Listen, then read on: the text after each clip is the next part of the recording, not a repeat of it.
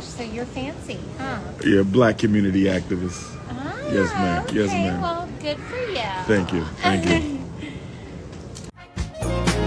See her eyes shine, she's my snow bunny face.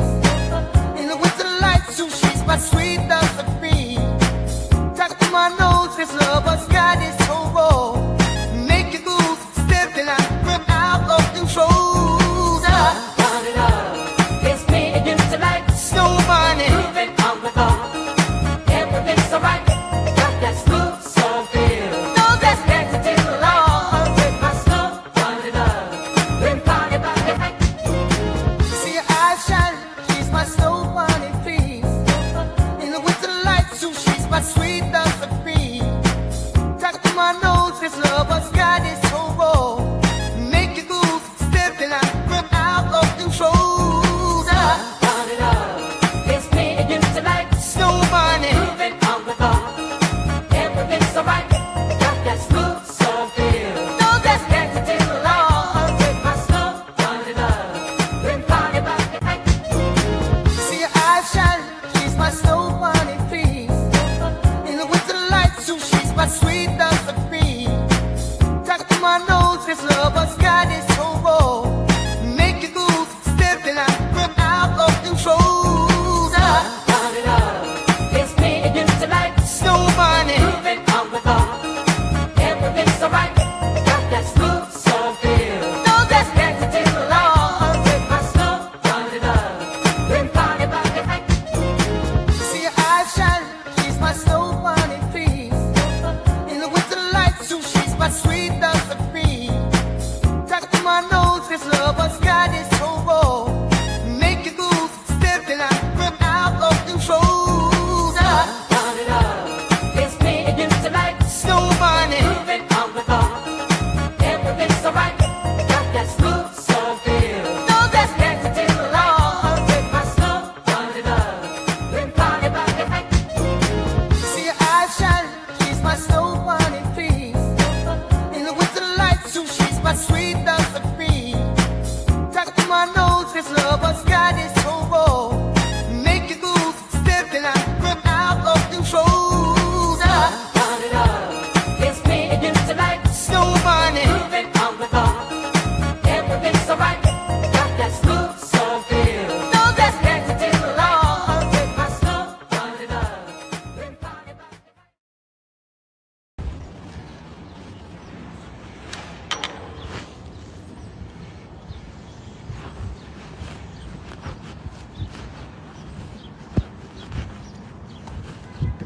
Here we go.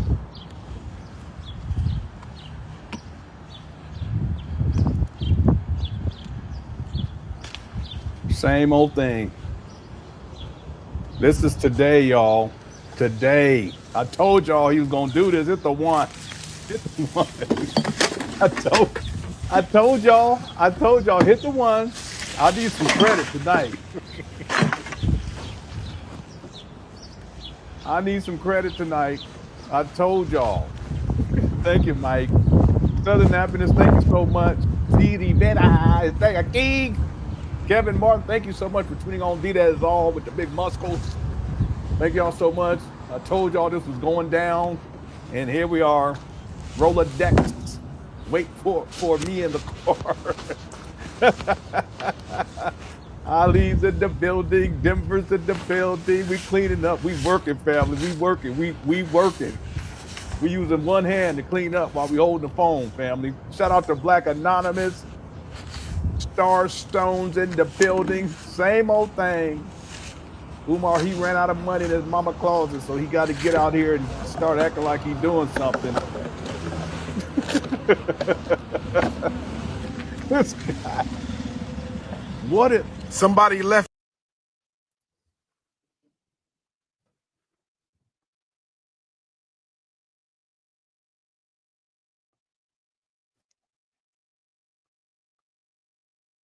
What was that? Let me put my glasses on.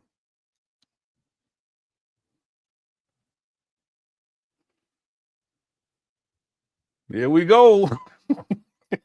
Starstone, Just K's in the building.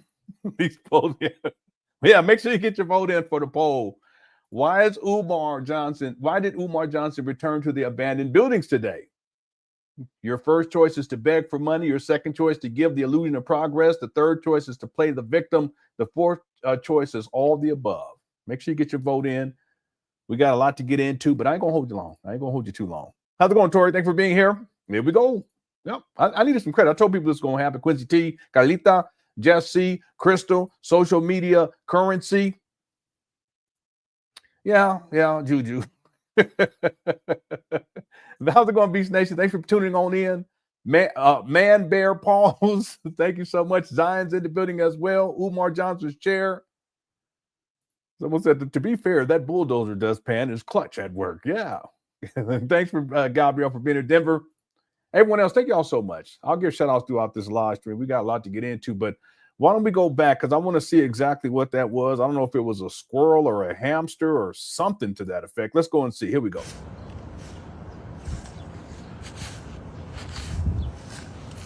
Here we go.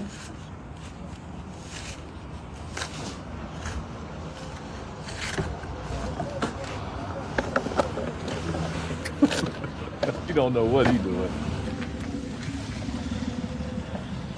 Somebody left a weave at my school. The world. This is a mess. It's just a bunch of mess. What in the world? They don't even look like a weave. They look like a toupee, or someone was combing their hair out and just left I don't know. Which one of you beautiful African sisters left your weave bun at the Frederick Douglass Marcus Garvey Academy? He said a weave bun. All right. Who left a weave bun? How's it going, like a Afro puff at the Frederick Douglass Marcus Garvey? Who left a Afro puff at the so Frederick ridiculous. Douglass Marcus Garvey Academy, brothers and sisters? Who left the Afro puff at the Frederick Douglass Marcus Garvey Academy? Who left a ponytail, weave tail? Damn. Who left a weave tail at the Frederick Douglass? This is such a mess. This whole FDMG thing is a mess. 6 years later, and this is what we're dealing with. Not one black child has been educated. Umar got weave remnants at these abandoned traps. You know they.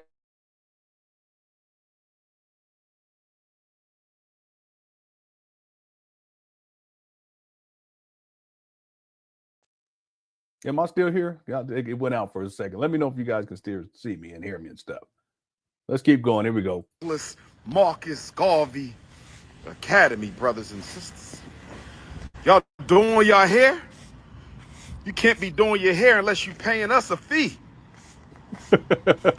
Who left a weave tail in a Afro puff? Look at this guy sweeping this sideways. It's just goofy. No home training, no manhood training. One hand trying to sweep a weave particle, whatever this is. At the Frederick Douglass Marcus Garvey Academy.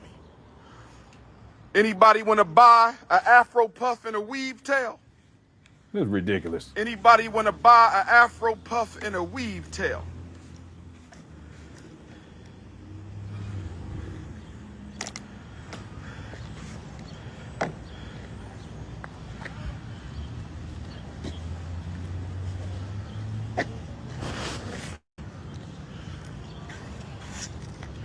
We must stay focused, brothers and sisters. Why is he sweeping it all the way across to the dustbin? Why don't he bring the dustbin over to where it's at? Because he's holding the phone. We must stay focused.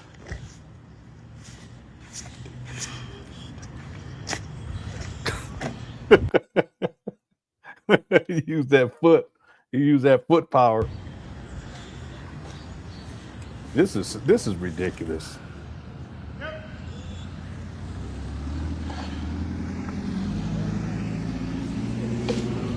Same old thing.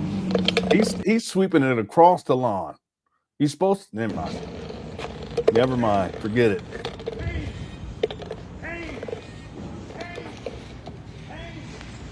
Someone up over there yelling. What are they saying?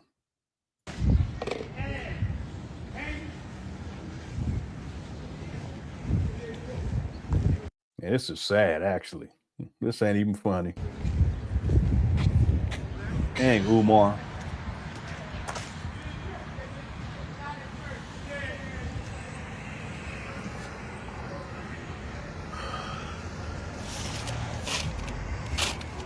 Why is he sweeping the trash across the yard? Why does he bring... Anyway. Here come the train.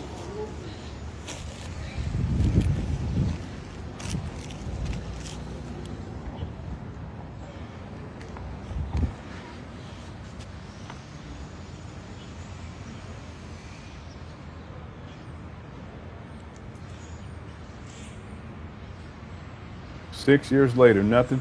I mean, this is ridiculous. The whole scenario is ridiculous. He out there sweeping trash again.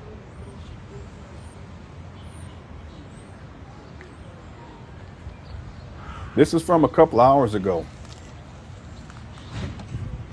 See, I told people he's gonna run out of money. He doesn't have venues. He's back in his mama's closet, and I told people he's gonna be right back up here, trying to get money out of people. We're going to that rental.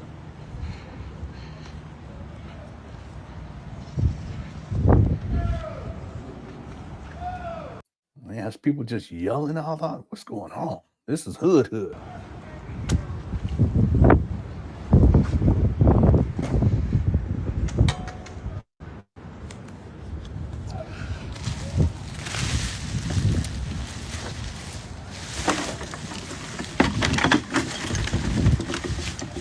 Yeah, millions of dollars to pick up trash. Why he got how many degrees he got? He went to college for 20 years to get 5 degrees to clean up trash. Basically, Umar's a custodian.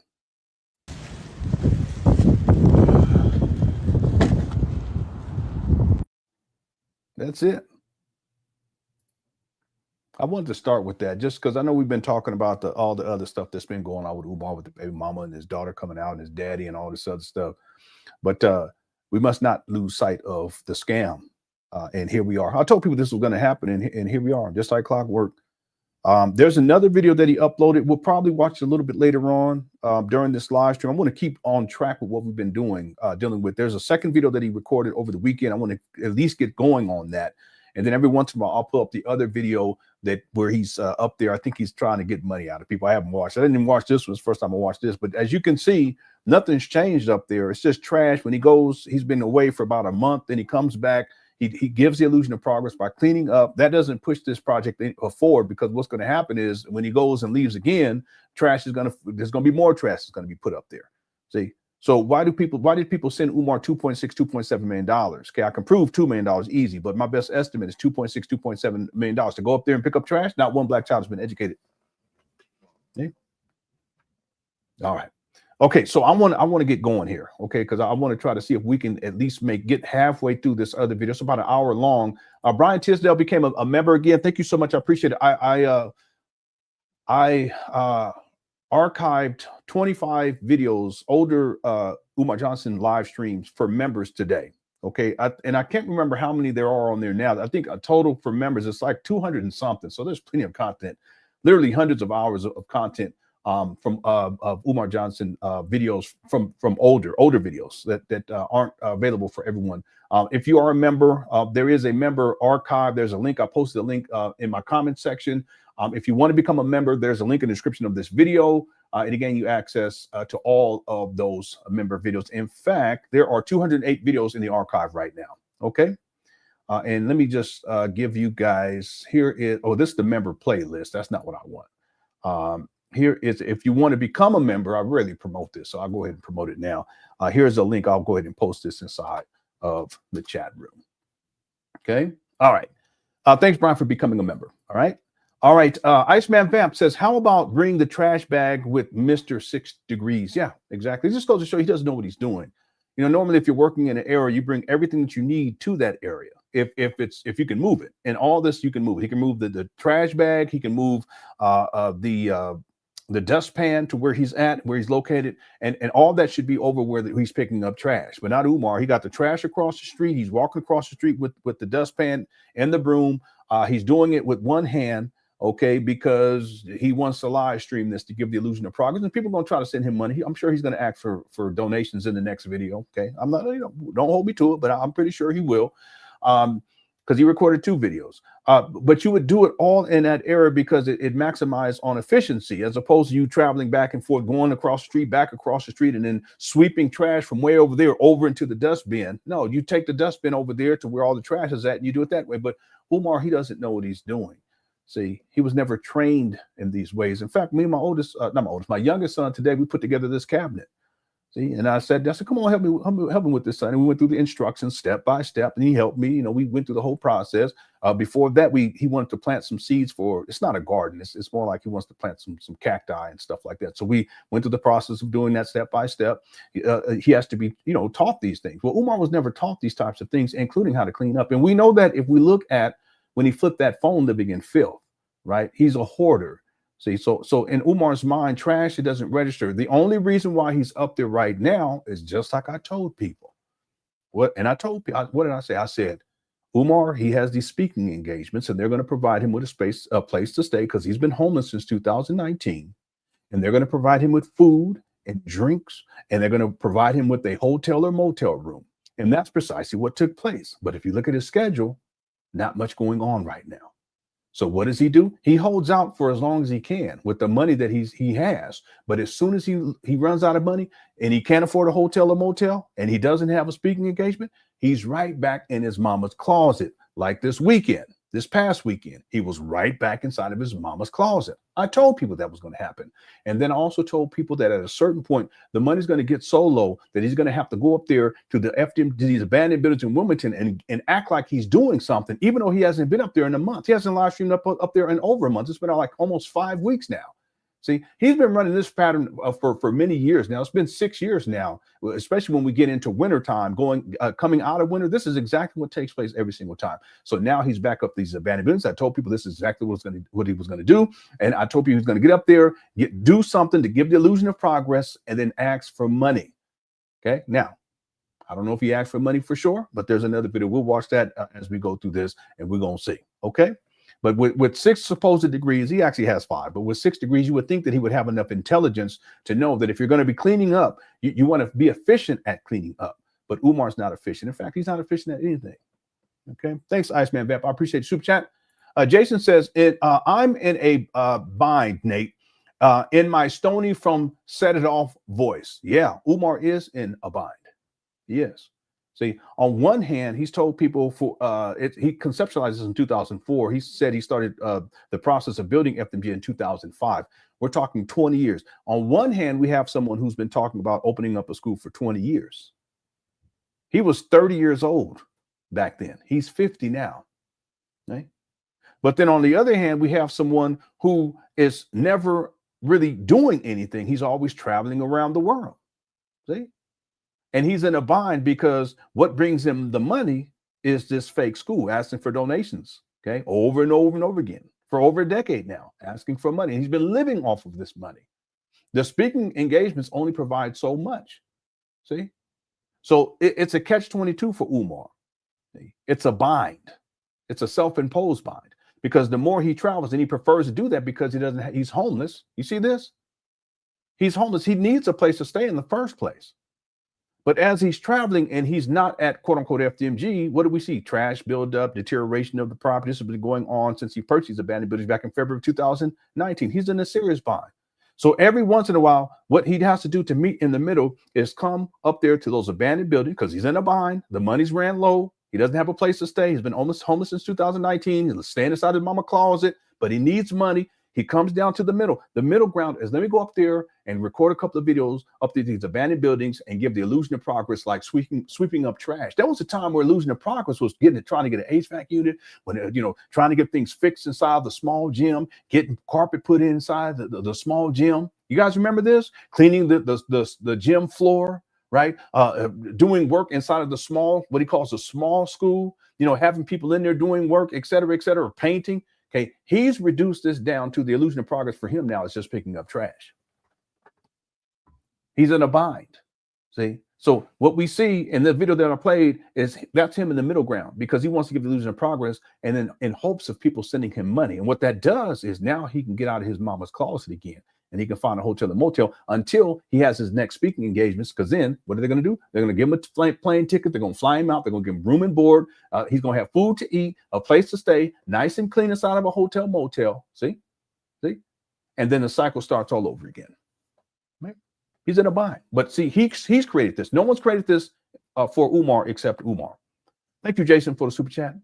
Bob says, Umar going to vacuum the grass next. He might as well. You know, the thing is that if you have abandoned buildings and it's in the middle of the hood, I have video of people, homeless people, drug addicts nodding out, all this kind of stuff taking place up there on that property, both parcels too, by the way.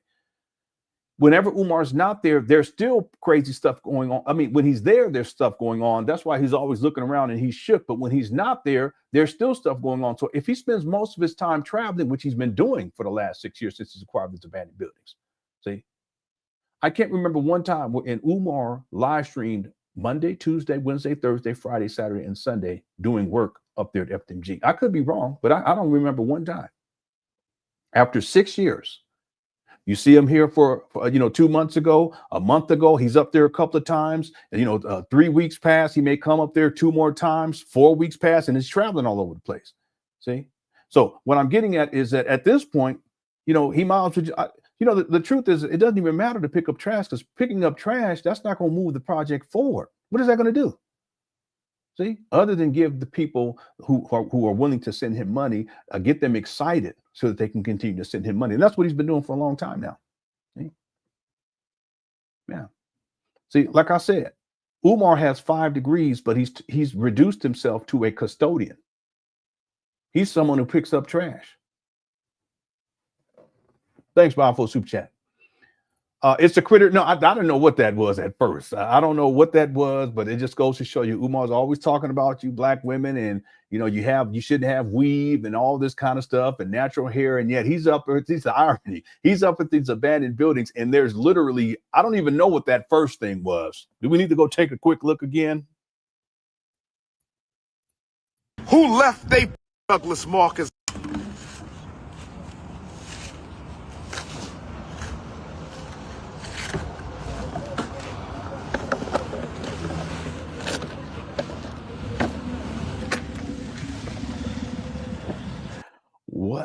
What is this?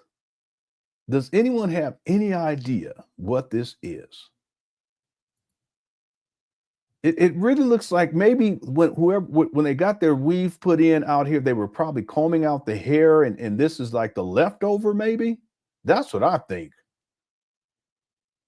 Someone says the FDMG moth. Maybe, okay, well, I don't know. I don't know, Chandra. I have, what in the world? It's a fly to fit chick. Okay. Someone said it's a wig. Maybe it's probably Umar's wig. I don't know. Fake hair, but I don't understand. Like, what would they do with this? Someone said it's a Mrs. Beard. I have no idea. You guys, come on now.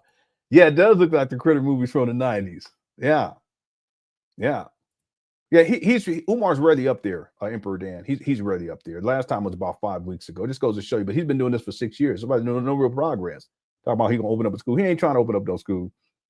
Yeah, he's sweeping the grass. Yeah. Think someone left that up there on purpose. No, because there's a whole nother piece of weave over there, though. Well, we already know he ain't ever cleaned no apartment. We already know that. That's the black power weave. Weave clumps? I don't know. I have no idea. I mean, Umar, he may have. I don't know. Yeah, no, but what I'm saying, Lenon, what I'm saying is you can say that it's hair, but what do you mean? Like I said, the only thing I can think of is that when they were putting the weave in, this is the hair that was coming out, that was falling out. Now, when I say hair, that's different than when I say weave. You see what I'm saying? Now, is this weave? I don't think that this is weave. Who's gonna put this in as weave? You see what I'm saying?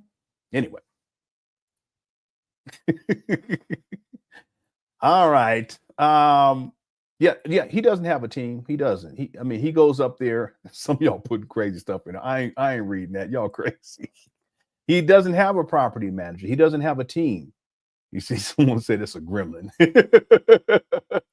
Anyway, I don't know. It just seems very, very. That's what I thought. I thought maybe it was a hairpiece, like a toupee or something. But the thing is, that if it was a hairpiece or a toupee, why is there weave over there too? See, let's keep going. Let's look. Somebody left a weave at my school. That looks like real hair to me.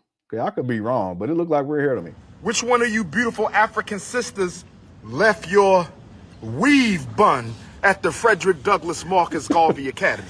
Okay, maybe that's what it is. Is there a such thing as a weave bun? I've never heard of that, but I guess okay, maybe it was. Who left a weave bun, they Afro puff at the Frederick Douglass Marcus Garvey? Who left a Afro puff at the Frederick Douglass Marcus Garvey Academy, Yeah, brothers someone and said sisters? tumbleweave. Who left the Afro puff at the Frederick maybe Douglass that's what it Marcus is. Garvey Academy? Yeah, maybe that's what it is. Who left a pony? See, that's a ponytail right there. Okay, that's fake. I could not know that's fake. Anyway, this is what everything has been reduced to up here. See? Yeah, Umar doesn't have a team. I mean, he's basically a custodian with 5 degrees with a side D. He's homeless. He's jobless. He's unemployed. Anyway. Okay, where were we at here? Let me get to these because we got to get going here.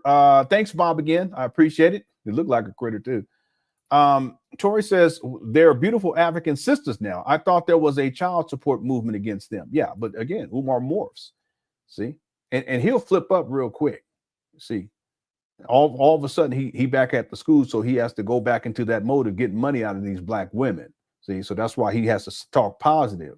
But this past weekend, he was all talking all crazy about his baby mamas and black women. And the weekend before, 2 weeks before that, he was talking about how he was going to galvanize the black men to go against the child support system because all these black women out here, the baby mamas, all of them crazy, and they trying to do this to the black man to keep the black man down. Here he goes again. He morphs. That's what he's doing right here. And the question becomes, Tori, why is he doing this? Well, he has to morph because he knows that his main support base when it comes to donations are black women. Okay? He's very crafty in these ways. I've been telling people about this for a very long time. He knows what he's doing. He knows how to manipulate, and that's what he's doing here, my beautiful African sisters. See? Thank you for the super chat. Beast Nation says, I rock rough and stuff with my Tunde puff. Yeah. What was that from? That was I thought it was a rap group. I can't remember. Thanks for the super chat. D Will became a new member. Thank you so much. Again, I uploaded 25 older Umar Johnson videos for members only, and there's a lot of member videos, hundreds of them that you can gain access to by becoming a member. Thank you so much, D Will. Scott says, "Look at them sad shoes and sweeping style." Yeah, he's had those shoes for a very long time. He doesn't know how to sweep. He doesn't know what he's doing. On one hand, the irony. On one hand, he's doing this for the camera. So therefore, he doesn't have a tripod. I've never seen Umar with a tripod. So he's holding the camera with one hand, and he's trying to sweep with one hand. See, so you can do it, but it's not efficient. See? And that's why you see him sweeping in his sweeping style. Just looks ridiculous. It's totally ridiculous. Again, Umar, he doesn't have the home training to get these types of things done when it comes to cleaning. But see, in place of efficiency, he wants to go with the optics. And the optics is he wants his followers to think that he's up there doing something significant. So he has to live stream it. That way he can ask for money and they'll send him money. Get on your PayPal. You can't say CashApp anymore. Okay, thanks, Scott. The informant meter says theory. Umar reports that he worked 60 hours per week on his taxes 2023 and 2021. This is true. That's why he records this nonsense, a cover story. But he's always traveling. Absolutely. I mean, if he was ever audited, they can just look at his travel schedule. Remember, Umar is the primary caretaker for his mother too, right? So he says 60 hours per week he's working at FDMG. He's traveling around the world. Last time he was up there live streaming was about 5 weeks ago. He's traveling all over the world, living in and out of hotel motels. And then on top of that, he's the primary caretaker for his mother. And he's a school psychologist too, based on what he says, even though he's not. See, because he's still telling people in 2025 that when I do evaluations and when I work with these children in the schools, he hasn't worked in the school system. He hasn't functioned as a school psychologist since 2010, 2011. But if you guys look at this, he lies so much. If he's working 60 hours per week, okay, he's traveling around the world all throughout the year. He's the primary caretaker for his mother, and he's a school psychologist at the same time. It's impossible. But that's because he's a liar. He's not spending 60 hours a week up at these abandoned buildings. See, he's not a school psychologist. He is traveling around the world. That takes up the overwhelmingly the amount of time, most amount of time of his time, and especially travel time is significant in and of itself. See, and he's not the primary caretaker for his mother either, because he would have to be there consistently in order to do that. You can't leave and be traveling the world for 5 weeks at a time like this last situation. See. But as soon as those speaking events end and the money run dry and he don't have a place to stay, he's back in his mama closet. And as soon as he got to get out of there to go find him a place to stay, he got to go up there to these abandoned buildings and act like he's doing something so that people can send him some money. And the cycle starts over and over again. He's done this for such a long time. It's impossible. See? If he's working full time as a school psychologist, that's what, 40 hours a week, and then he's spending 60 hours a week. That's 100 hours a week right there. And then he's traveling all over the world, and he's the primary caretaker. So it's just ridiculous. See, this guy, just on what he reports to the IRS, this guy has 2 full-time jobs that he works and a part-time. See, 60 hours plus 40 hours as a school psychologist, that's 100. 40 is 80, and then 20, that's a part-time. So 2 full-times, 40, which is 80, and then a part-time, which is 20. See, it's impossible. Okay, but that's what I'm saying. He's a pathological liar. He even lied to the IRS. See? Thanks for the super chat. Good point too. User5 says, we got Big Papa and KK need a name for janitor Umar. Yeah, he's turned himself into a janitor.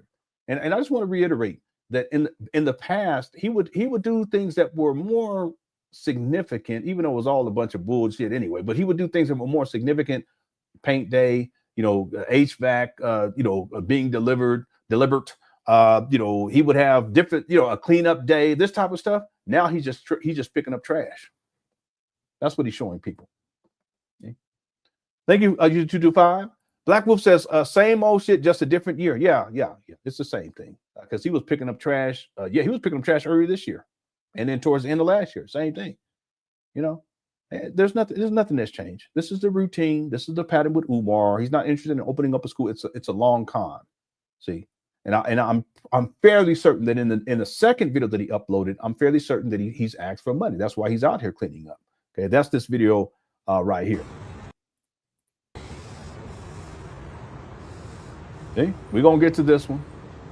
See, and he watches these videos because you see how he comes up here and he looks presentable, but that's because I told people that he gonna get up there soon and he gonna be looking bummy. Yeah, he got up there, but he said, let me get myself at least presentable, because what Lenon said, and let me get up here look presentable so that he don't clown me about looking like a pookie when I go up here asking for money. See, we get Umar to do things. That's how this has been working for years. Okay, same old thing.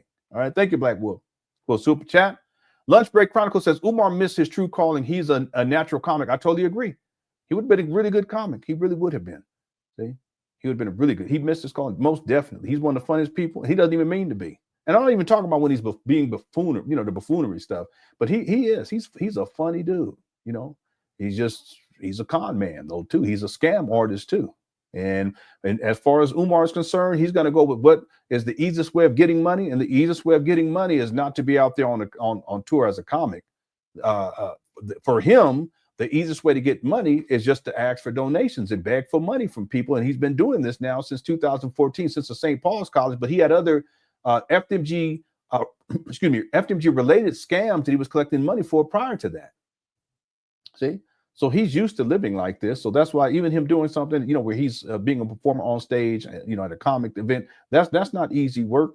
you know, and traveling like that to get to, you know, and it's not like if he started that, you know, today that he's going to be making crazy amounts of money. No, the easiest way for Umar to make money, and it's been significant, it's died down over the years, is to continue with this FDMG school scam. Okay, so he'll stick with it until the money runs dry. Thank you, Lunch Break Chronicles, for the super chat. Dion says Umar got Captain Crunch and Django painted on his wall, but can't pay his children no attention. What kind of man? Yeah. By the way, his daughter did post. I'm just going to say this briefly, and she saw a picture of Umar with someone else's daughter, and she had expressed how it made her sad. You know, it's a shame. It's such a shame, and Umar doesn't care.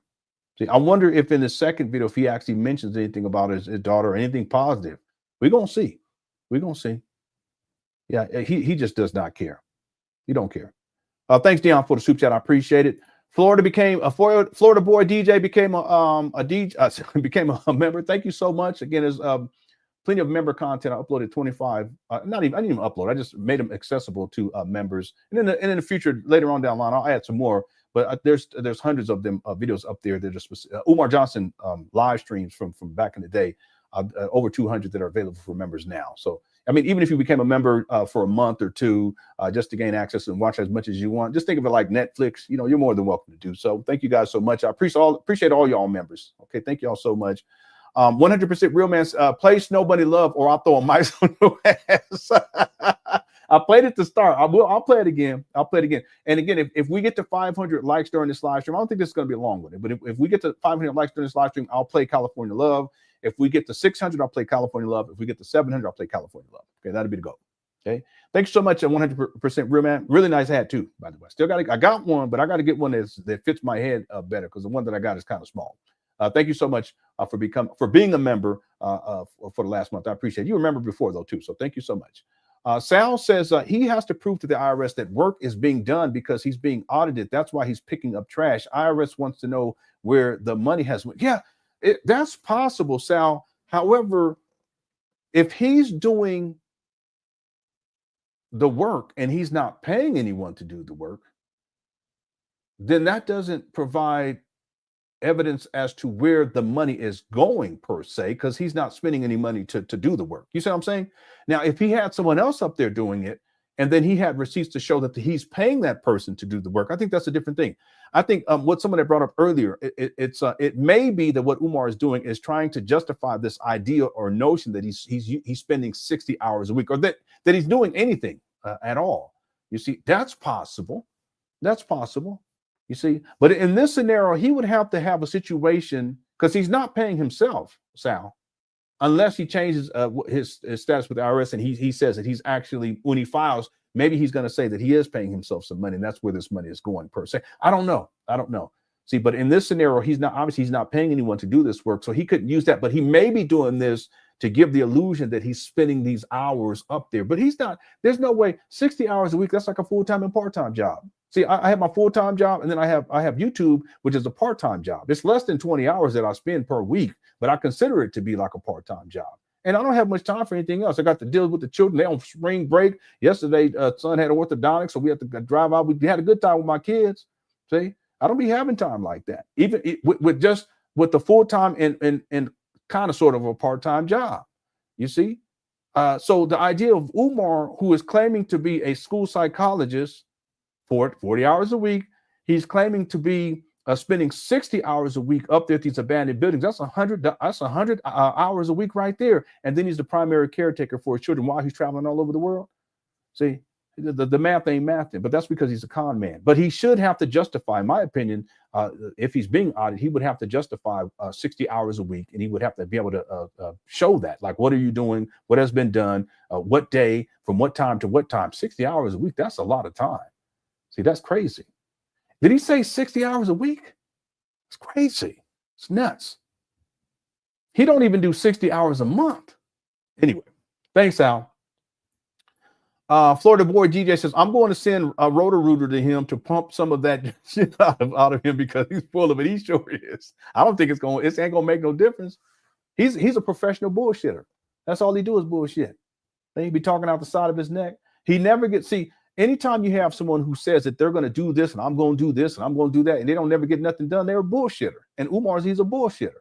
See, even though him going up there doing this right now, that is bullshit, because he has he says 6, but he has 5 degrees. He spent 20 years in college. Why have you reduced yourself to it's not even a maintenance guy. It's like a custodian. That's really what it is. Just picking up trash. See, that's bullshit. But Umar don't care. He been on bullshit from the beginning. All right. Shoot. Roto-Rooter get up there. They're like, nah, we can't handle this one. Thanks for Florida Board DJ for the super chat. Shout out to Fairchild, said, I need that crib bed. It's not up there anymore. Somebody came and picked it up. One time there was a mattress. It was a baby mattress out there, sitting out there in front of the school. Y'all remember that hit the one. It was a baby mattress out there in front of the school. And Umar said, that's a crib bed. No, Umar, it's not called a crib bed. What are you talking about? That's how you know he ain't never raised no babies. Talk about a crib bed. All right, thanks, Fairchild. Salute. Miss Independent, my way says he is her caregiver for benefits. Yeah. See, and there were people who were saying, well, how could he be the primary caretaker? And I have the video where he first announced that too, by the way. I have it in my notes. This was years ago. But how was Umar going to? How could Umar be the primary caretaker if he's back on child support? Wouldn't they garnish whatever he's receiving in terms of being the primary caretaker? Well, the thing is that Umar has many aliases, at least 12. Okay. Sometimes you see Umar Abdullah. Sometimes you see Umar Johnson. That's the most common one. Sometimes you see Umar Ibn Johnson. Sometimes you see Umar Rashad Abdullah. Sometimes you see Umar Rashad Abdullah Johnson. You see? So in my mind, I figured, listen, he probably just has an alias that he's using, you know, but who knows? He may not even be the primary caretaker. There may be someone else who's functioning to that capacity, and he's just getting some of the money. You know, and then he pretends as if he's the person, because that justifies him being at inside his mama closet, because he ain't got no home. I'm telling you, this whole Umar Johnson saga is so convoluted. We should never believe anything Umar says, including that he's a primary caretaker. Obviously, there's not enough time in the day or in the week or in the month or in the year for Umar to do all the things that he says that he's doing simultaneously. It's impossible. You see what I'm saying? So it's actually quite possible that he's not the caregiver, but he's given himself that title. See, so that he can justify being at his mother's residence, which is Section 8, and staying inside of his mama's closet, which he's not supposed to be there. See, but if he can say, "This, I'm the primary caretaker, and I'm here," and they've extended his hours, I have all that. I'm gonna have it in a documentary. I already decided on it. First, I said I wasn't gonna do it, but I'm gonna do it. Okay? He tells the caseworker who's doing a wellness check on the mama that she's not there. The mama's not there. The mama's wheelchair bound. What you mean the mama ain't there? And then after this conversation with the caretaker, Umar tells him, I'm the primary caretaker. My name is Umar. Blah blah blah. They have a long. It's not a long conversation. They have a brief conversation, and then the representative who comes to do the wellness check, the caseworker, they leave. You hear them leave. Umar shuts the door, locks the door, and then you hear him talking to his mama. So there ain't no telling what's going on with this situation. Ain't no telling. So you see what we're dealing with is someone who is criminal minded and who will go through great lengths to con people and get money out of people. It's a survival mechanism, because Umar does not know how to survive in the real world. See, it's like alligators and crocodiles. They've been here for like millions of years. They're so well adapted. See, but that's because they've been here. So, and because they've been at it for such a long time, they're an apex predator. Well, that's how Umar is. He's an apex predator when it comes to conning people. See, because he's been at it for most of his life. But that's a doggone shame to use his mama like that. Either way, whether he's a caretaker or not. See, that's crazy. That's what I'm talking about. The relationship between Umar and his mother is enmeshment. He has enmeshment issues. It's a totally unhealthy relationship. Toxic. Thank you, Miss Independent. I appreciate it. Frigilante says Umar infant tantrum, a.k.a. Foxy Brown, and Il Nana, a.k.a. czar of pauperism, a.k.a. the most biggest influencer. What? Beggingest influencer on IG and Facebook, a.k.a. Snow Bunny Hunter, a.k.a. Snow Bunny Hunter, a.k.a. Snow. I've heard Umar do that before when he starts saying a.k.a. right? I'm Umar Johnson, a.k.a. Umar Infant. I can't even read this. Tantrum, a.k.a. Foxy Brown, the ill nana, a.k.a. Czar of Pauperism, a.k.a. the most beggingest influence on IG and Facebook, a.k.a. Snow Bunny Hunter. He got to say it 3 times. Yeah. There's been people who've been talking about that. They think Umar, that he got a side piece as a Snow Bunny. I don't think so. I really don't think so. I think he's so. Now, does he lust after him? Absolutely. But Umar, he's so backed into a corner with all this rhetoric about Snow Bunny. He's so paranoid, he wouldn't even want to try. See, because if that ever got out, he would really be done. Maybe. Okay. Thanks, Vigilante. Yeah, I heard him say that AKA stuff, and he keeps going. Thanks for super chat. Holly B, how's it going? Says, evening, Lenon and Cook. Says, asking for an extra prayer or positive thought next week. I'm getting an MRR to see if I have MS. Okay. Sending you love from Michigan. Okay. So if we can keep Holly B in our prayers, okay, over the next week, and I will do my part. All right. All right, people. Make sure we get to work on this over this next week. Okay, so we be praying for a positive outcome. Okay. Yeah, thank you for letting us know, Holly B. Okay, we got your back. Anything else we can do, let us know. Okay, let us know. Okay. Much love to you. Okay. All right, and thanks for super chat. Okay, we got some work to do, everybody. If you're a praying person, okay, let's do your part this week. Okay, I will be doing my part. Gabriel Gabriel says the zebra cake wrappers are his, Lenon. Yeah, we know that. We already know that. See? We already know that. See, it's amazing that Umar goes up there and he cleans up outside. Why doesn't he go inside? He hasn't shown the interior in like what, 5 weeks now? Wouldn't you think that he would go in there and show that? Remember, he said that all he needed was some floors and doors, where he put in some doors, claiming that they were brand new when they were not. Okay, so if the doors are done, then it should be just floors. Why don't he go in there and show floors? He doesn't do that. See, because really he knows that there's the really serious stuff that needs to take place in there. It costs money to get done. So all the little stuff, he's already done it. Painting, the little stuff. He's done all that stuff. So he can't go back and do it again. So he can't go up in there, because to show and prove that he's getting something done, it's going to actually cost him money to hire someone to do the HVAC, whatever other work that needs to be done. Have the HVAC, because the HVAC doesn't work. Okay, the inspections, all this type of stuff, it's going to cost money for all this stuff to get done. See, but Umar at this point, because he doesn't have any money, and he hasn't had money in terms of dealing, he still collects money, but he's been living off of this money. He can't go up there and tell people, hey, listen, I'm going to do another paint day. Say, well, how many paint days are you going to do? See, that's easy stuff. So that's why instead of going on the interior, he goes on the exterior and he just picks up trash, including zebra cake wrappers. You see the game? This guy, he's something else. He knows what he's doing too. See, see, in addition to putting himself inside of a huge box when it comes to up against the wall, when it comes to all this Snow Bunny rhetoric, he's also put himself into painting himself into a corner when it comes to this renovation stuff, which he said was completed in 2023. See? By the way, everyone, that's why, and we covered it last week, that's why when he went on the Father David's radio show, what did he say? He said that he's going to start raising money for the other side of the street so they can start renovations over there. What? Okay, why? Because he can't go inside of these abandoned buildings, a small building anymore, and say, hey, listen, we need to get this done. We need money for this, because he's already done all the small stuff.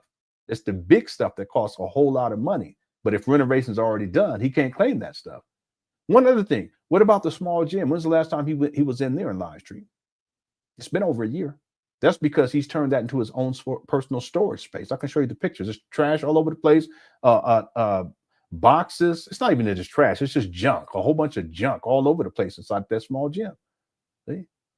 Yeah, Umar. I mean, he's in a really bad spot. He's really in a bad spot. Thank you, Gabriel. Craig says, does Umar have siblings? Yeah, he has a lot of siblings. I've heard him say 10. I've heard him say 11.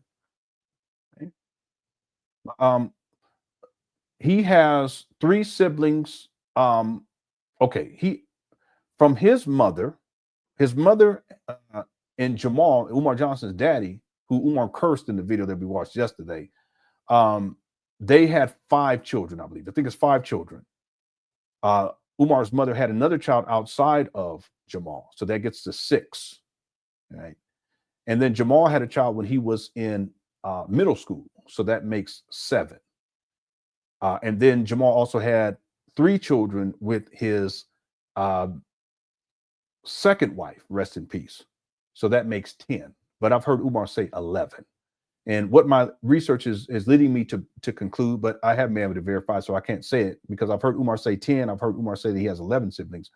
I've heard him that either Barbara has another child, and based upon my research prior to Umar, okay, but that would be problematic in and of itself. I'm not even getting that right now, or that Umar is alluding to the possibility that Jamal has another child that he's not claiming, which I don't believe at all. See, but I've heard Umar state that he has 10 siblings. I've also heard him state that he has 11.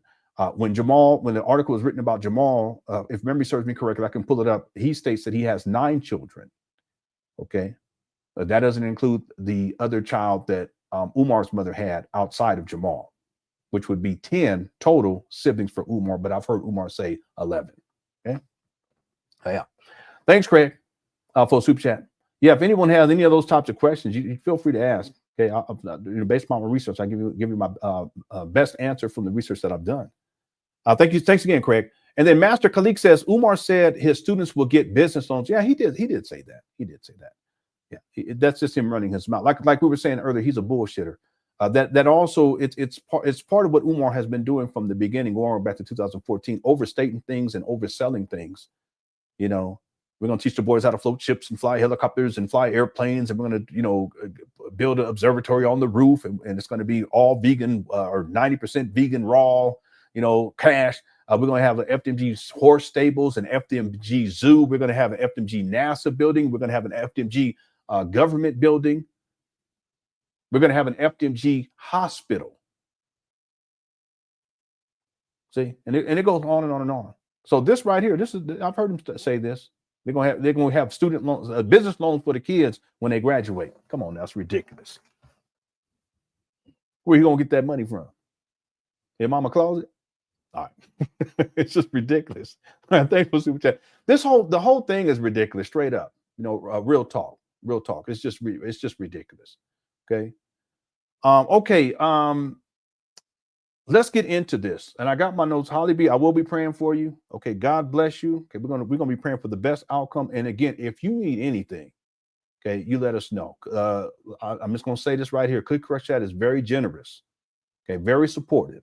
So if there's anything that we can do beyond prayers at any given time, you let us know. Okay. All right.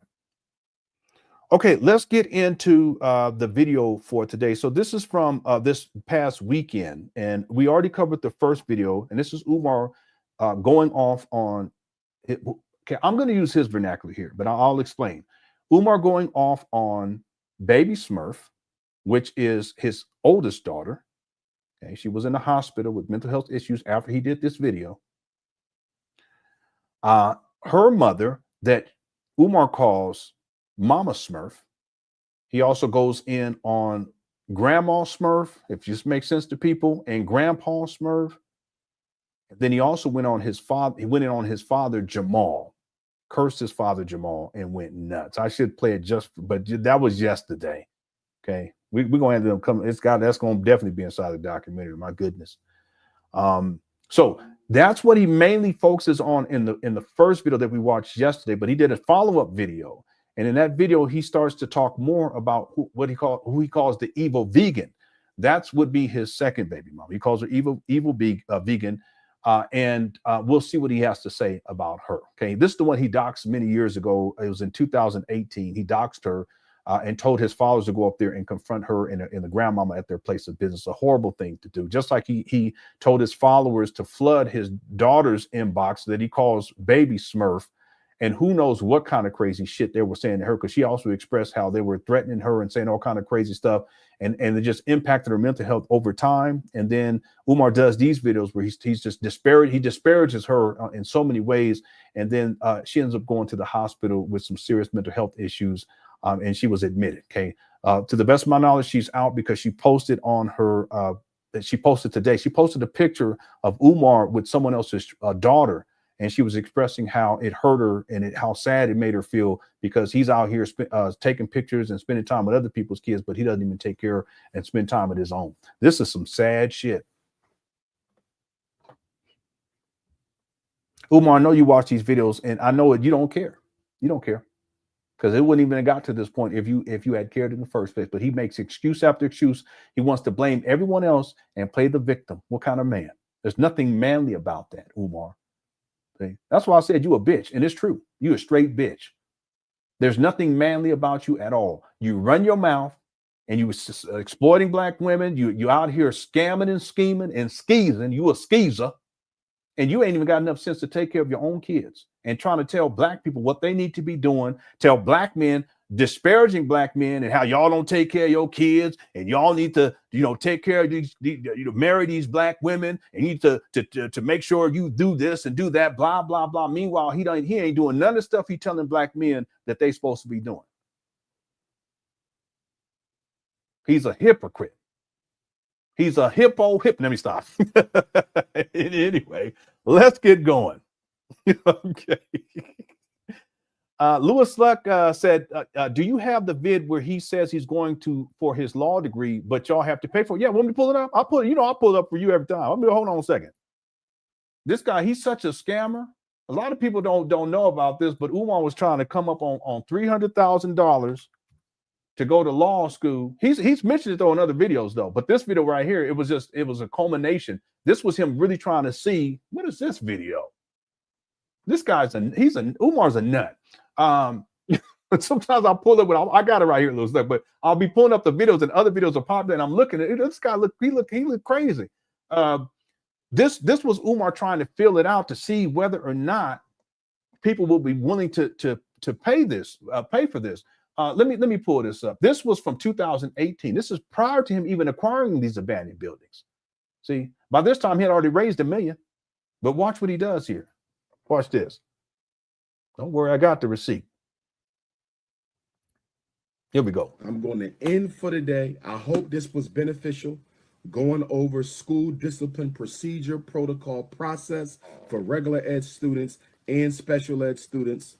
Y'all want me to go back to law school? I got accepted to law school about 10 years ago, and I turned it down because I was still working on my doctorate. I got accepted to a small. Why would you be applying for a law school while you're working on your doctorate, Umar? Your doctorate in psychology. You had already. Let's get this straight. Matter of fact, let me pull up my. I'm sorry, Lewis, because this is the kind of stuff. Now that I've done the research of the timeline, I'm like, this don't even make no sense, Umar. Hold on one second. This video is from 2018. Okay, let's go back and listen to what Umar says. Watch this. I'm going to end for the day. I hope this was beneficial. Going over school discipline procedure protocol process for regular ed students and special ed students. Y'all want me to go back to law school? I got accepted to law school about 10 years ago. And Okay, Kendrick Perkins. 10 years ago, from 2018 will be 2008. That's when Umar graduated from PCOM with a master's of science.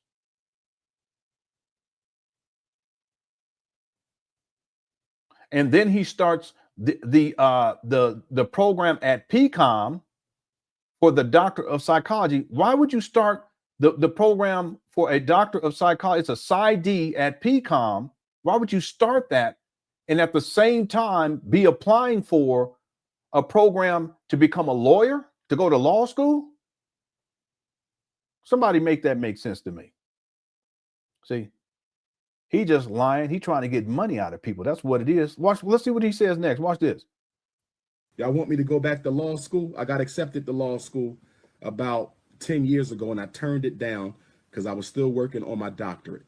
I got accepted to a small law school in He was still working on his doctorate. He didn't get his doctorate until his PsyD until 2012. Florida, Central Florida, and I turned it down because I was working on my internship for my doctorate in clinical psychology, which I have. If I could do Yeah, so this would happen. This don't even make no sense, Umar. That's not 10 years prior to this, whatever. This guy, see, his timeline don't even make no sense. I can break this down why it doesn't make sense. I can show you all the timeline, but for time's sake, let's keep going. it over, brother and sisters, I would have dropped out of that doctorate program and I should have went to law school. I made a big mistake. I made a big mistake. If I do go back to law school, y'all gonna pay for it.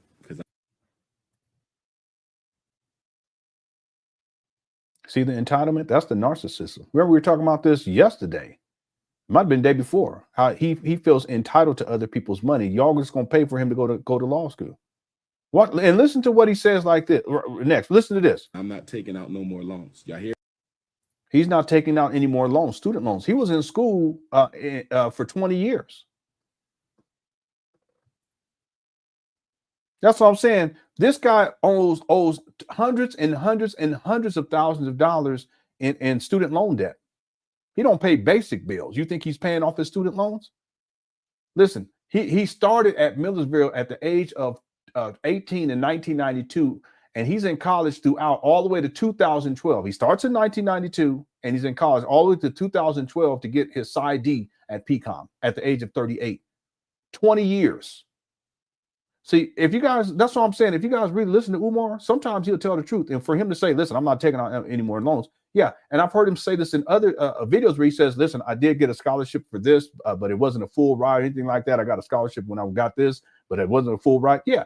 He had to come out he didn't have to come out the pocket. What he did was he just took out student loans. That's why he's saying, I'm not taking out any more loans. Can you imagine after 20 years coming out, how much student loan debt he had? And then look at his fiscal irresponsibility. He's financially irresponsible. Can you imagine with interest where he's at from 2012 to 2025, 13 years later? Hundreds and hundreds and hundreds of thousands of dollars. And y'all think he's going to open up a school for black boys? Let's keep going. Watch this. If I get accepted to a law school, are y'all willing to raise the money for me to go? Because law school is that's going to be about a $300,000 investment. 300,000. What? Would y'all raise the money for me to be educated at law school so I can come and fight for your children? Okay? If y'all would raise the money, I would do it, but I'm not paying for it. I've been struggling for our children for 20 years. If y'all going to pay for it so I can help fight for y'all even. Look, I just looked this up. Law school costs vary significantly, but expect to pay around $90,000 to $170,000 for tuition alone, and potentially $230,000 or more when including living expenses and other costs. Okay, and that's up to date. This is for Umar saying that it's $300,000, and this is back in 2018. This guy. More, I'll go. But if y'all not going to pay for it, I'm not going. So y'all going to get that money together. Lewis, like, pay for Umar go to law school. Nuts. So, I mean, what's crazy is that would have, if he had gone to law school, then he would have, based on his word, he would have like 7 degrees. For what? So that you can get out here in front of FDMG in 2025 and sweep up trash? You see how ridiculous this is? Umar's a custodian. He's a black conscious custodian. BCC. Umar is a black conscious custodian struggle streamer. That's what he is. Okay. All right. Thanks, Louis, for the super chat. Plex says, if the daughter is Baby Smurf and the first baby mama is Mama Smurf, Umar can't be Papa Smurf. That's what he calls Seti. You're right. He did. He called Seti Papa Smurf. That's why there has to be something to the Smurf thing beyond what Umar explained. I'm trying to keep their anonymity to keep them safe. Cut it out. Cut it out, Umar. You're the least protective person in their lives ever. Okay. So I don't know. We do know that it's a way of dehumanizing. Dre talked about this. It's a way of dehumanizing his daughter and his daughter's mother. But you know, it may have been a way to dehumanize SETI as well. See, it could also be a reference to SETI because he was talking and throwing shade and taking shots at SETI because of his height. So it could be Smurfs are small, that kind of thing. I don't know. Yeah. Thank you, Plex, and thanks for being a member. Again, 25 videos or more videos were added today to the member only playlist. Okay, so when you have some time, get into that playlist. Plenty of stuff. It's like it's going to be hundreds of hours. No, it'll be about 100 hours. It'll be about 100 hours of content, in addition to what's already in there. So there's hundreds of hours in there already. Thanks, Plex. And then Yana says, why doesn't he use FDMG money for those loans? Well, the thing is that FDMG money, when we talk about 2014, was when he started collecting money for the St. Paul's College. But remember, he graduated from PCOM in 2012. That was 2 years prior. So it is possible that Umar has used money to pay some student loan debt off. But understanding Umar's, Umar, what comes first for Umar are needs such as food, shelter, sex, this type of stuff. He's not thinking financial responsibility. He's not thinking personal finance. That's the way I should say it. All right. So remember, Umar has tax liens, thousands and thousands and thousands of dollars. It's probable that he hasn't even paid those off yet. Remember that Umar has all these bills associated with FDMG, like currently, you know, and listen, in the bigger scheme of things, they're not that much, but they add up over time to where now it's like tens of thousands of dollars. So then why not pay these bills each month so that they don't get to tens of thousands of dollars or more? See, because he's not concerned with that. Well, the same thing with student loans. See, now I will say this, it's possible that he has used some of this money to pay off student loans. It's even more probable that he's used a significant amount of this money that he's collected for FDMG to pay child support. So you Umar Johnson followers, you're paying his child support. Remember, he hasn't worked a job since 2010, 2011. See, he graduates from PCOM with the PsyD in 2012, and he's not even working in the field. See, Umar's slick because he was calling himself a doctor back in 2000.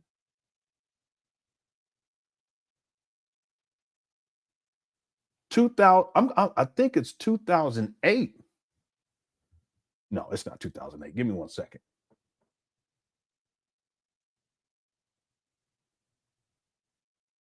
(2007). 2007. This is 5 years before he actually graduated with the PsyD. And see, what's the point in graduating with a PsyD when by that time he had already given up his career as a school psychologist? See? So what I'm saying is the money that really starts to come in for FDMG, that really starts, I'm talking about that really starts to come in is in 2014, 2 years after that. So I'm sure he's thrown some money at it, but not significant because he's not even paying the basic bills that need to take place. Remember, he's getting evicted in 2019 and he's been homeless ever since. You think he's worrying about student loans? No, he's worrying about his base needs up here: food, clothing, rental cars, sex, this type of thing. See, he lives like it's very carnal existence, but within this carnal existence, it's not like he's living a life of someone who is thinking critically about their situation and is planning for the future, to where they're thinking about, okay, maybe I should be paying these bills. Maybe I should have a place to stay. You see, maybe I should have my own home. Maybe at the age of 50, I should own a car. You see, but that's not because he's thinking about food and sex most of the time. Y'all think about this for a moment. And then having a place to stay is probably third on the list. And then turning the heat down is probably up there, maybe second. Shit, ain't no telling where that's at. Gambling. See, that's what I'm saying. See, if anyone really wants to know why Umar hasn't opened up a school by now, it's because of all of these types of issues. It's not because he didn't have enough money to do it. He's raised bare minimum $2 million. I would put it at 2.6, 2.7. And I've said it before, I'm going to say it again, and we're going to get going. Umar could have simply found a building that's already ready to go, that would pass inspection, and just lease it. Okay, go in on a $5,000 a month lease, $6,000 a month lease. Okay, just do that. You don't have to worry about renovating anything. Okay, and then you use it as a proof of concept. Remember that by 2019, Umar should have been sitting on roughly $1.8 million. See, why not just lease a building, and then you can still collect donations as you're running this, and just have 10 students, maybe 20 students, and then have one teacher, 2 teachers, 1 counselor. I mean, it doesn't have to be anything, but you get started with something, because he had enough money to at least get started with something. See? But that's not what Umar was interested in doing. What he wanted to do was fleece the people. He wanted to keep living off of the money. So he has to go big. I mean, part of it is the narcissism, but at a certain point, he knew that it wasn't possible, that it wasn't going to happen with all the stuff he said he was going to do, especially spending all the money on all this other stuff. He's living off of the money. See? So by the time he gets to 2019, he only has enough money to acquire these abandoned buildings. After that, he didn't have any more money left. Okay? That's why he couldn't even give the illusion that he started on renovations for another 1.5 years. That money's long gone. See, long gone. And see, and since that time, there's a term, it's just robbing Peter to pay Paul. That's all he's been doing ever since 2019. That's all he's been doing. See, and that's why now he's up at his mama closet again. He's still homeless in 2025. This guy's been homeless almost 6 years now. And what does he have to do today? Just a few hours ago, he has to go up there, and he's up there. This guy who has 5 degrees, he says he has 6, and someone who claims that he was accepted to law school, and he's nothing more than a fucking janitor. Damn. He gonna learn today, though. That's the thing. I don't see why he don't realize this. Like, damn, I'm on some bullshit. This ain't working. Hey? He's a janitor. He's a black conscious janitor, straight up. Thanks, Giannis. Louis Suck says, we know what his favorite cartoon was. He's Gargamel. yeah. I was scared of Gargamel. I ain't gonna lie. He's just creepy. He's walking all weird. Yeah. We back in the day, Jehovah's Witnesses, they thought that Smurfs was demonized, so we couldn't watch it when we was kids. I used to watch it still sometimes, but that's what they used to say, because it was magic and all this. Yeah, whatever. Thanks, Louis Luck. And then Black Wolf gifted a member. Thank you so much, Black Wolf, for gifting a member. Whoever received that membership, make sure you thank Black Wolf. Okay, very nice of you. I appreciate it. I'm sure they appreciate it as well. Okay, we got to get going here. 4FRMCF says he talks too much instead of handling business. Yeah, he's a talker. He's not a doer. Okay, someone else said that in the chat many months ago. He's a talker. He's not a doer. He never gets anything done. He's an idea guy. He comes up with ideas. Some of them are reasonable. Most of them are irrational. Some of them are just straight insane, batshit crazy stuff. But when it comes to actually handling business, he don't handle business, including paying basic bills. That's part of handling basic business. See, paying his child support. That's handling basic business. He don't pay his child support on time. People say, hey, he's not a deadbeat. He pays child support. He don't even pay child support on time. See, he wouldn't have a docket that long and extensive if he was handling his business. See? He paid child support, and I can pull it up. He said he paid child support in bulk. He lets it accumulate. And no, he ain't paying a whole bunch up front, because someone said you can't even do that. So what I'm saying is that Umar Johnson, he lets it accumulate, and that's what the record shows. The receipts that you can find online. Y'all go look this up for yourself. See? It's the Pennsylvania child support database, something to that effect, but you can type that into Google. You can sign up. Go put his name up in there. You'll see. I've already shown the receipts over and over again. He don't pay his child support on time.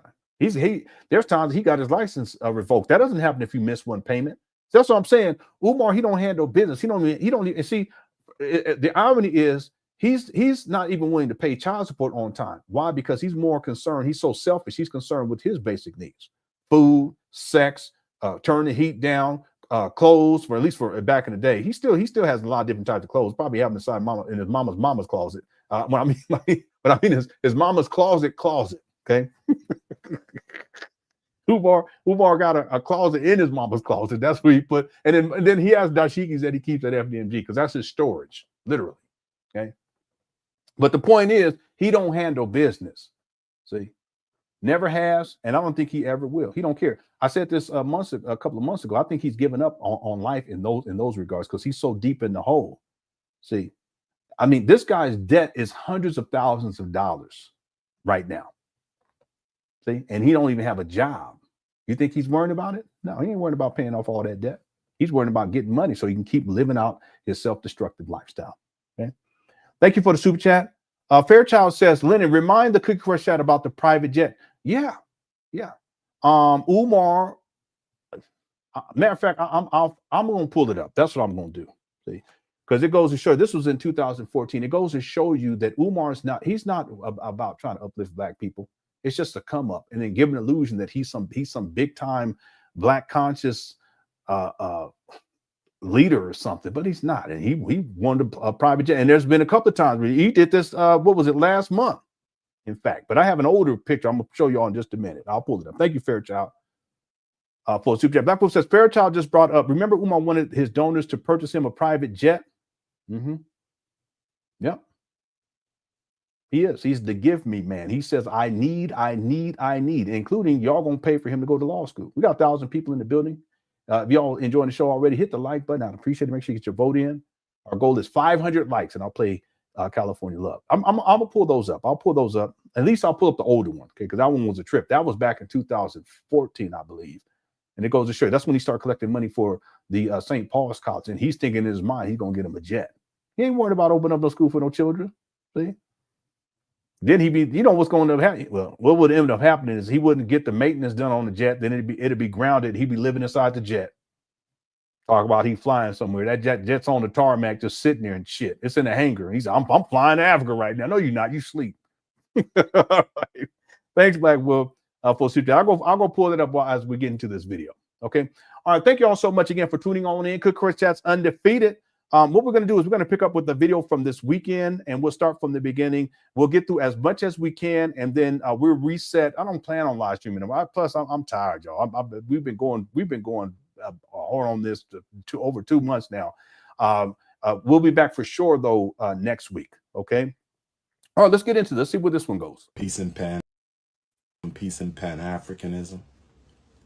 Peace and Pan Africanism, peace and Pan Africanism. Real quick, he's inside of his mama closet. He changed his hat, and he's holding, and that's comfort for him. Just the optics of it. He's a doggone circus. He's holding a belt, a makeshift WWF belt. Okay, goofy. Here we go. Peace and Pan Africanism, peace and Pan Africanism. This is your big brother, Dr. Umar Ifatunde Nana Payena. I want to say peace and Pan-Africanism to all my continental Africans. I love Africa. I love the motherland. I love my people. Good Garvey Day to my fellow citizens of the Republic of Ghana.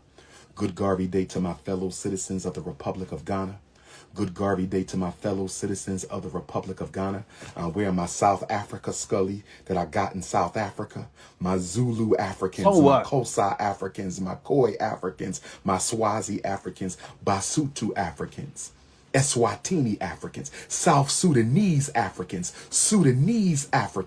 Congolese Africans, Rwandan Africans, Ugandan Africans, my Caribbean Africans, my Africans of Asia, my Africans of Europe, my Australian Africans, my Melbourne Africans, my Sydney Africans, my Texas Africans, my Philly Africans, my California Africans, my Tennessee Africans, Black Mario. my Missouri Africans. Every time he does it, I just talk. He ain't talk about nothing. Part 2, Baby Mama Trauma, the Evil Vegan. Roll call. Part 2, Baby Mama Trauma, the Evil Vegan. Part 2, Baby Mama Trauma, the Evil Vegan.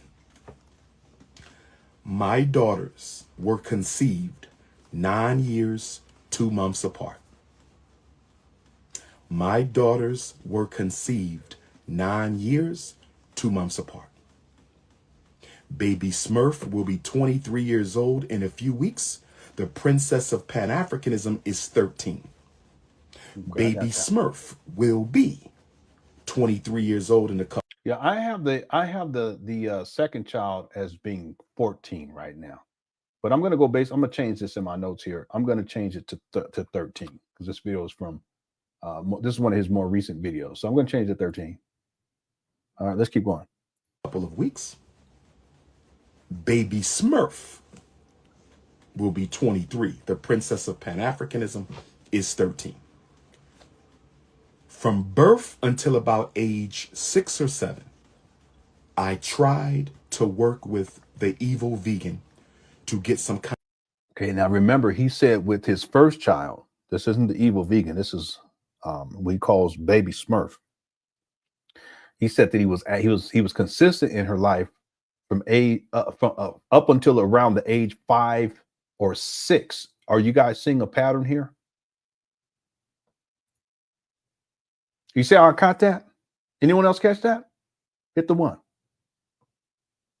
Remember, we were watching the video yesterday. He said that he was consistent in his first child's life up until the age of 5 or 6. And then by the time she's 10, in other words, then after that, he became inconsistent.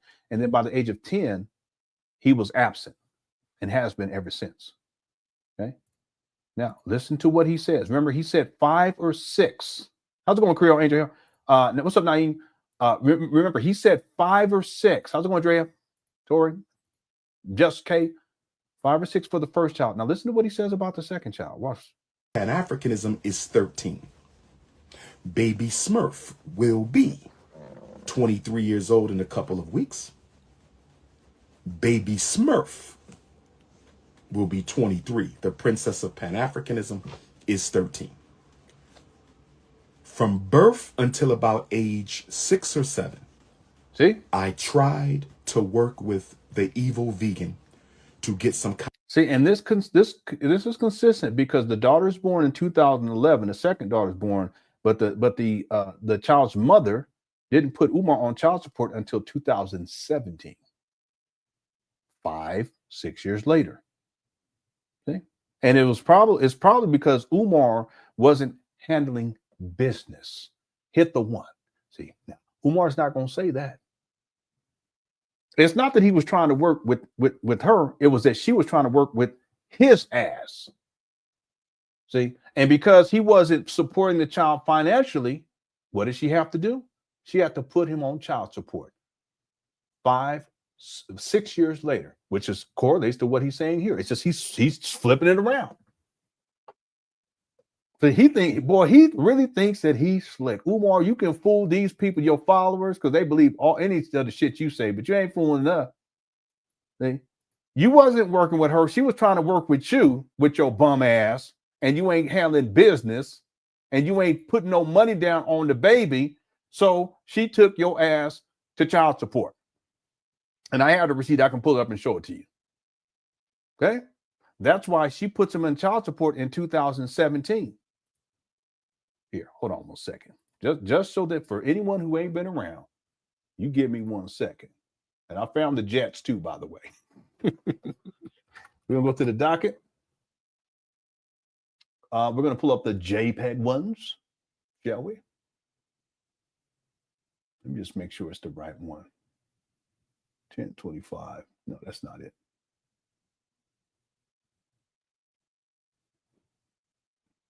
Six, and this one is 331. It's this one.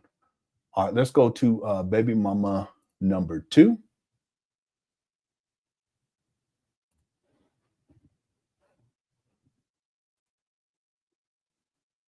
See, it starts in 2011.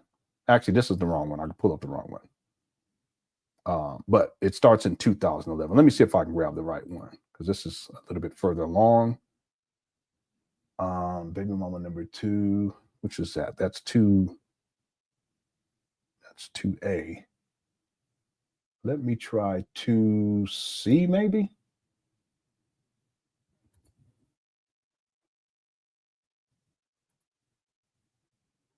(2000 to 2025). No, so that's C. Okay, I got these. Okay, I must have.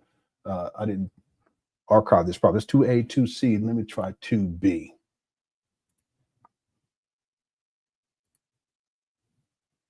2009, 2000. No, yeah, I didn't archive this right, so I apologize. I can pull it up, but I would have to go back into this folder. I don't have for some reason I don't have the one, and I have it, but I got to go find it. I'll find it, but it'll show that it goes back to 2011, and the reason why that's relevant is because the child, it starts in 2011, but the child, it starts in 2017. I got that all screwed up. I'm sorry, everyone. Those are the old ones. because that's when I thought that the child was born in 2017. I'll go pull it up. I apologize for that. But the point is that the child is born in 2011, but the mother doesn't put Umar on child support until 2017. So I'm gonna let this play, and I'll go pull up the actual one because those are the old ones before I figured all this out. Here we go. Custody worked out for my daughter. Tried, 23 years old in a couple of weeks. Baby Smurf will be 23. The princess of Pan Africanism is 13. From birth until about age 6 or 7, I tried to work with the evil vegan to get some kind of custody worked out for my daughter. From birth until about age 6 or 7. Okay, you know what? I pulled it up. It's not marked properly. I pulled up the right one. Let me just do this real quick, just so that I can provide a point of clarification, because I don't want this to be confusing to anybody. Let me show you guys this. I'll do a screen share, and I'll show you what I need to actually change. And I won't do it. No, I can change it now, but I want to show you all this real quick. Remove this and add this. So the baby was born in 2011. Okay, but the baby mama number 2 didn't put Umar on child support until 2017. Okay, now you guys see what I'm saying here. So there's a 6-year window, and that's why it's not until October 12th of 2017 that a complaint for support was filed pro se. See this? And then the following year, March 20th, 2018, paternity order issued. Wow, that's crazy. She had been trying to work with Umar on this, but then once she takes him to child support, he wants a paternity test. Damn, y'all see this? The child was conceived in 2011. Umar claims that he tried to work with her for about 6 years, but it was her trying to work with him, but he wasn't supporting the child properly. So she files a complaint for support towards the end of 2017. And then in March 20th of 2018, a paternity order is issued.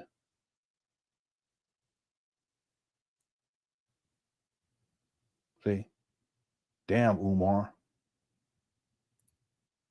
It's your child. You were trying to, quote unquote, work with her for 6 years.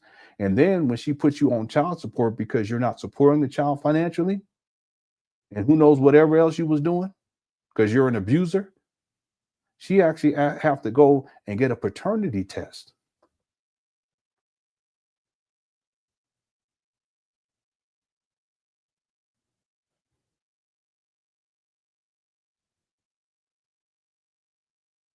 He ain't shit.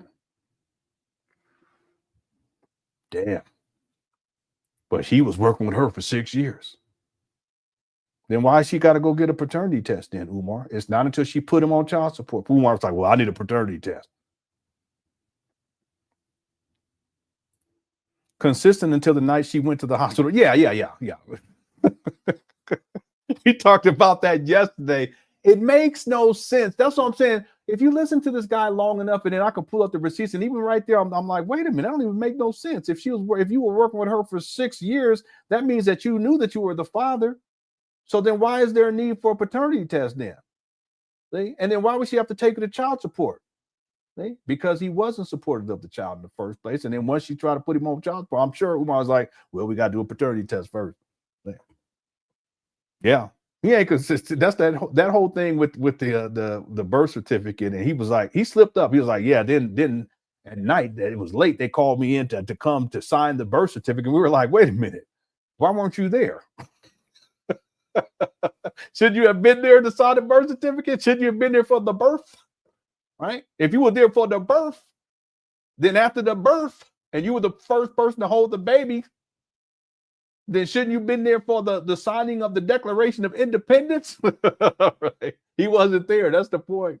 Anyway, excuse me. Umar's a trip. Real quick, let me get back to this real quick. We're going to get going again. So Fairchild just brought up, remember Umar wanted his donors to purchase him a private jet. Okay, so here's the first. I don't know if he's saying he wants them to purchase him one, but the optics of it. Let me just show. This one is from 2014, March 21st, 2014. See this? Dr. Umar, it's a red, black, and green jet. There's some awards, 2011, 2012, 2013. I don't know what it says there. Probably the most requested. I don't know. Says, thank you for making this an incredible year. Happy holidays, Dr. Umar Johnson, Prince of Pan Africanism. The best is yet to come. This is in 2014. And then here we are, 11 years later. And Umar posts this. Intercontinental Ifatunde, designed primarily for the Dr. Umar to travel the world to preach the good gospel of Garveyism. New York Post, Delta Airlines shares first look at the future of air travel with new plane design. someone in his comments says, Dr. Umar going full mega church pastor. Yeah, he's always wanted to be, like a preacher, pastor type of thing, but instead he wanted a cult. Okay. Again, this is a guy who he posts this in 2025. He's homeless in 2025. And he posts this in 2014. He didn't have no money. This is prior to Umar even collecting money for the St. Paul's College scam. Okay. This goes to show you. I mean, like we were talking about yesterday, head movies with this guy over and over and over again. All right. So there you go. And then real quick, a thoughtful thread says, Umar is so hateful, but always says peace and Pan-Africanism. There is nothing peaceful about him. And he doesn't even like his own children. Yeah, he doesn't like his own children. And he doesn't like children in general. He don't like children. He don't like women either. He has a disdain for women, especially women who challenge him. But yeah, he's very hateful. And you'll find a lot of these cult leaders, they'll say stuff like that, like peace and love and all this stuff. But then they're just mean-spirited behind the scenes. They're mistreating people, sexually exploiting people. See? Nature Boy used to talk that type of talk, but he's a psychopath. Polite used to talk that type of talk, but he's a sexual deviant. He in jail right now. Both of them in jail. Nature Boy in jail for life. Nature Boy, I think he'd probably be in for another 4 or 5 years or something like that. Yeah. And Umar, he's the same way. He'll say that stuff, but he's a very mean-spirited person. See, remember we played, he was going in on his daddy in the video yesterday. I mean, he was so upset. He's a mean-spirited person. And he don't like, there's nothing peaceful about him. He doesn't have any peace in his life. I don't think he ever had any peace in his life. And yeah, he don't like his own children. He don't like the children's mother. He doesn't like his own any of the children that he's dealt with. Because I had him where he had a boy. There was a little boy he was walking these people through these abandoned buildings early on. It was dark in there and stuff. And that's when he was saying crazy stuff. He was saying, turn off the lights and with the boys in there and playing capture the flag and some crazy. I said, man, what kind of P. Diddy? But the little boy was trying to get his attention. You should have seen how Umar responded to that little boy. That's not how you do things. See? To Umar, the little children are annoyances. See, and because he wants to be front and he wants all the attention. He doesn't want the mothers giving the children attention. He wants the mothers to give him attention. See, peep game. See, they're a distraction from him being able to get what he wants. See, Umar, he don't care about no kids, and he definitely don't care about his own. We know that for sure. All right, thank you for the super chat. I appreciate it. Okay, where were we? Okay, right back. Let's get back to it. Here we go. I tried to work with the evil vegan to get some kind of a custody agreement for the princess of Pan-Africanism, my youngest daughter. I used to go spend time with my baby on grandma's vegan couch. Not no court order. I was just trying to be humble. No, I don't believe that at all, Umar. Okay, I think it was court ordered because especially how you said it when you doxed her, you were projecting anyway. Hoping I would sooner or later get an opportunity to spend some time alone with my daughter. My 13-year-old baby has only spent 1 day in her life with her father away from her mother. I want everyone to think about that for a moment. Okay? 1 day in her whole life alone with her father. Why? That's what I'm saying. It's supervised visitation. Something must have happened. Because otherwise you would have been spending all types of time with her, right? Alone. But you can't. Why not? He ain't going to explain that. He's not going to explain that. See, all this stuff about is the baby mama keeping him away? No. Well, first of all, Umar, he doesn't want to be consistent. He admits that. He admits that he was inconsistent by the time the first baby was five or six. And then after that, by the time she's 10, he makes a decision to be absent, because that's when his career starts to pick up as a speaker, a so-called Black conscious speaker. Well, the same thing applies to this scenario. See? So no, it's not that the mamas were trying to keep Umar away, although I'm sure they recognized that he was batshit crazy at some point. But you best believe that if this daughter was only able to be alone with him one time, then there was stuff going on beyond what Umar is talking about here. See? My 13-year-old daughter has only spent one day in her entire life with her father, away from the mother. And that was because her mother had an appointment or she had to go out of town, and her mother couldn't keep my daughter. So she allowed me to have my daughter that one day. And I remember she said that she had never slept that well before. She said my daughter had never slept through the night. Well, her one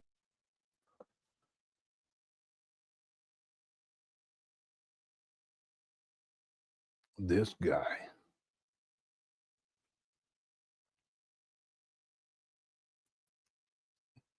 This guy, he's something else. That's what I'm saying. Come on, Umar. You got here. Exactly, Sam. Here we go. So he's trying to paint these narratives. She slept so well that one time she was that one time that she okay. Yeah, they're not. and only night at her father's house, she slept through the night with her ancestors without waking up at all. With her ancestors? What are you talking about? I remember the evil vegan said that never happened in her house. Evil vegan says she cannot sleep through the night, but her one and only night with her father is she slept through the entire night. I don't believe this at all. Not 1 cent. call her vegan because she's vegan. Her and her mother are very well-known vegan chefs in the city of Philadelphia. They have a Here he go. They're professional too. They're highly successful, but he wants to paint her out as if she's some type of ghetto, ratchet baby mama. No, she has way more class than Umar's ass. Hit the one. I've looked into our research, so she's been through some stuff too. She really has, but she's professional. The grandmama professional. They got a professional business. They're doing very well for themselves. I know one thing: they're not living in their mama closet, looking all bummy and shit with WWF belts lying on Umar, stanking and shit. I know that for sure. See, but he wants to paint the narrative that this baby mama is a ratchet, ghetto type, that type of thing. That's so far from the truth. She's classy, very classy. Grandmama too. Grandmama looked like my age. Meanwhile, look at this bum. restaurant. They were Dr. Sabi's main people in Philadelphia. Rest in peace to the late, great Dr. Sabi. Rest in peace to the late, great Dr. Sabi. They were Dr. Sabi's main people in Philadelphia. Okay, Dr. Sabi would stay with them when he used to come and visit Philadelphia. That's why I call her the evil vegan. I don't want to use her government name out of respect for my daughter's privacy. I don't want to use the mother's legal names out of respect for Yeah, but he doxed him back in 2018. Anyway, my daughter's privacy. So let me get right into this with the evil vegan. This is going to blow your mind. This is, you might want to sit down for this one. Brothers and sisters, you want to sit down for this one. And I'm going to say this with respect because I have to say some things that are very sensitive, but they have to be said so my truth can be told. And I want the evil vegan to understand something. I want baby mom number 2, the evil vegan, to understand something. I want baby mom number 2, the evil vegan, to understand something. When you called my oldest daughter, you put yourself in this situation. When you gave my oldest daughter your number to text you, and I can't even text my child, you put yourself in this situation. When you posted on your social media that I don't see my daughter because I'm too busy running around the world and I don't keep any of my appointments with my child, you lied on me and you put I had to do this. No, I've never seen this post. His second baby mama, she doesn't have a significant social media presence, and her internet fingerprint is minimal at best. I've already looked into this. I have a degree in cybersecurity. I've already looked into this. Right? Umar, if that receipt exists, I would have already seen it. Okay, Umar, where is this receipt then? If she said these things, see, that's what I said. Never take anything that Umar Johnson states as being true. You should always demand that Umar provides a receipt to what he's saying. And if he doesn't have a receipt, don't take it as being the truth, because he's a pathological liar. He lies all the time. Okay, and what he's saying right here, without any evidence, I don't believe him. Not one red penny. Okay. He's trying to paint a narrative, and he's trying to make her out to be the victim. No, make her out to be the villain, and therefore he's the victim. That's why he's calling her the evil vegan. See? This became necessary. I gave you 2 weeks to contact me. You didn't, so here we go. And if anybody wants to interview me with either baby mom, I'm all for it. And you know I don't mess with struggle streamers. You know I don't mess with struggle streamers. You know I don't mess with struggle streamers. But if you can get Mama Smurf or the evil vegan to the... See, why believe him? He never gave us nothing to believe in. You're right. See? And he never provides receipts to anything that he says. See, even real quick, even FDMG, he said he purchased these abandoned buildings. I gave him the benefit of the doubt. See? Someone sent me a receipt that said $400,000. It could have been much less than that. These buildings could have been donated to him as long as he took care of the tax liability associated with them. Okay? He never provided any receipts, but I give him the benefit of the doubt that he could have got these shits for $200,000. He could have got it for $100,000. Okay? He never provides any receipts to anything, and unless he gives the receipts, people don't accept what he says to be true unless he gives receipts. If he doesn't provide any receipts, don't accept it as being true. See? And Umar, he's very crafty because he took notes on what he was going to say, and he's crafted this head movie, you know. And what he's attempting to do is to do damage control by making it appear as if he's the victim and these two baby mamas are hood ratchet and that they're all out to destroy him, and they've turned the children against him, but he doesn't want to hold himself accountable for anything. See? He just wants to be the victim. The truth of the matter is that Umar's a deadbeat. Okay? He's still a deadbeat today. All right, thanks, Beast Nation. I appreciate the super chat. Let's go. The studio, I'm coming.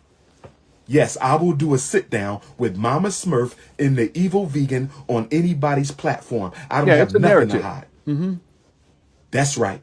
Get them to your radio studio. Get them on your struggle streamer platform. Get the evil vegan and Mama Smurf, one of them.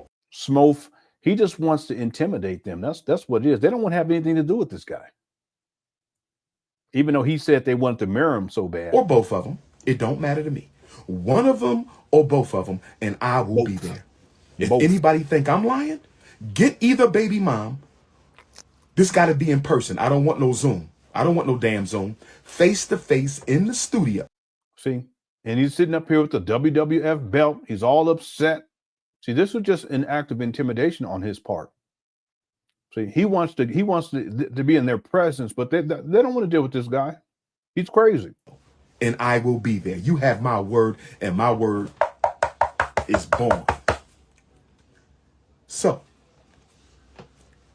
Mama Smurf and evil vegan, same age, same. This guy up here tapping on he tapping on anyway. Complexion, same birth month, same scam, same keep away, Both of them had daddy trauma. Now, Okay, this is Umar projecting. He is a scam artist. We all know that hit the one, but he also has daddy trauma. He got serious daddy issues. And we know that. We've already known that, but yesterday proved that conclusively when he was cursing his daddy, going crazy. He was mad too. Hit the one on that. He's projecting right here. the evil vegan, same birth month, same scam, same keep away. Wow. Both of them had daddy trauma. Now, the evil vegan told me that her father, rest in peace to the ancestor. The evil vegan told me that her father, rest in peace to the ancestor, was emotionally abusive to her and her mother and her brother. Let me just say something here. I mean, I would have to figure this out, but if they're the same age, Umar, then why is it that you impregnated one of them in 2002 and then you impregnated the other one in 2011?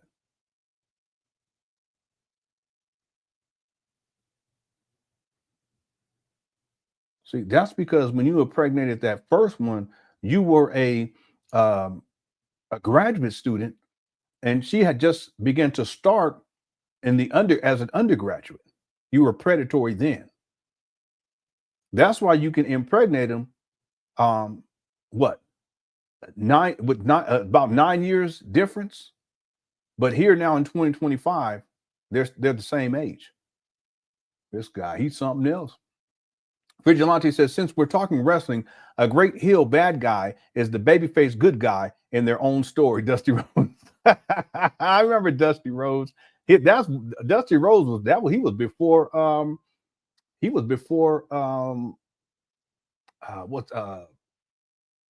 Hulk Hogan. Yeah, he goes way back. He has a son, unless you're talking about the son. He has a son that wrestles now, but I remember him from way long time ago.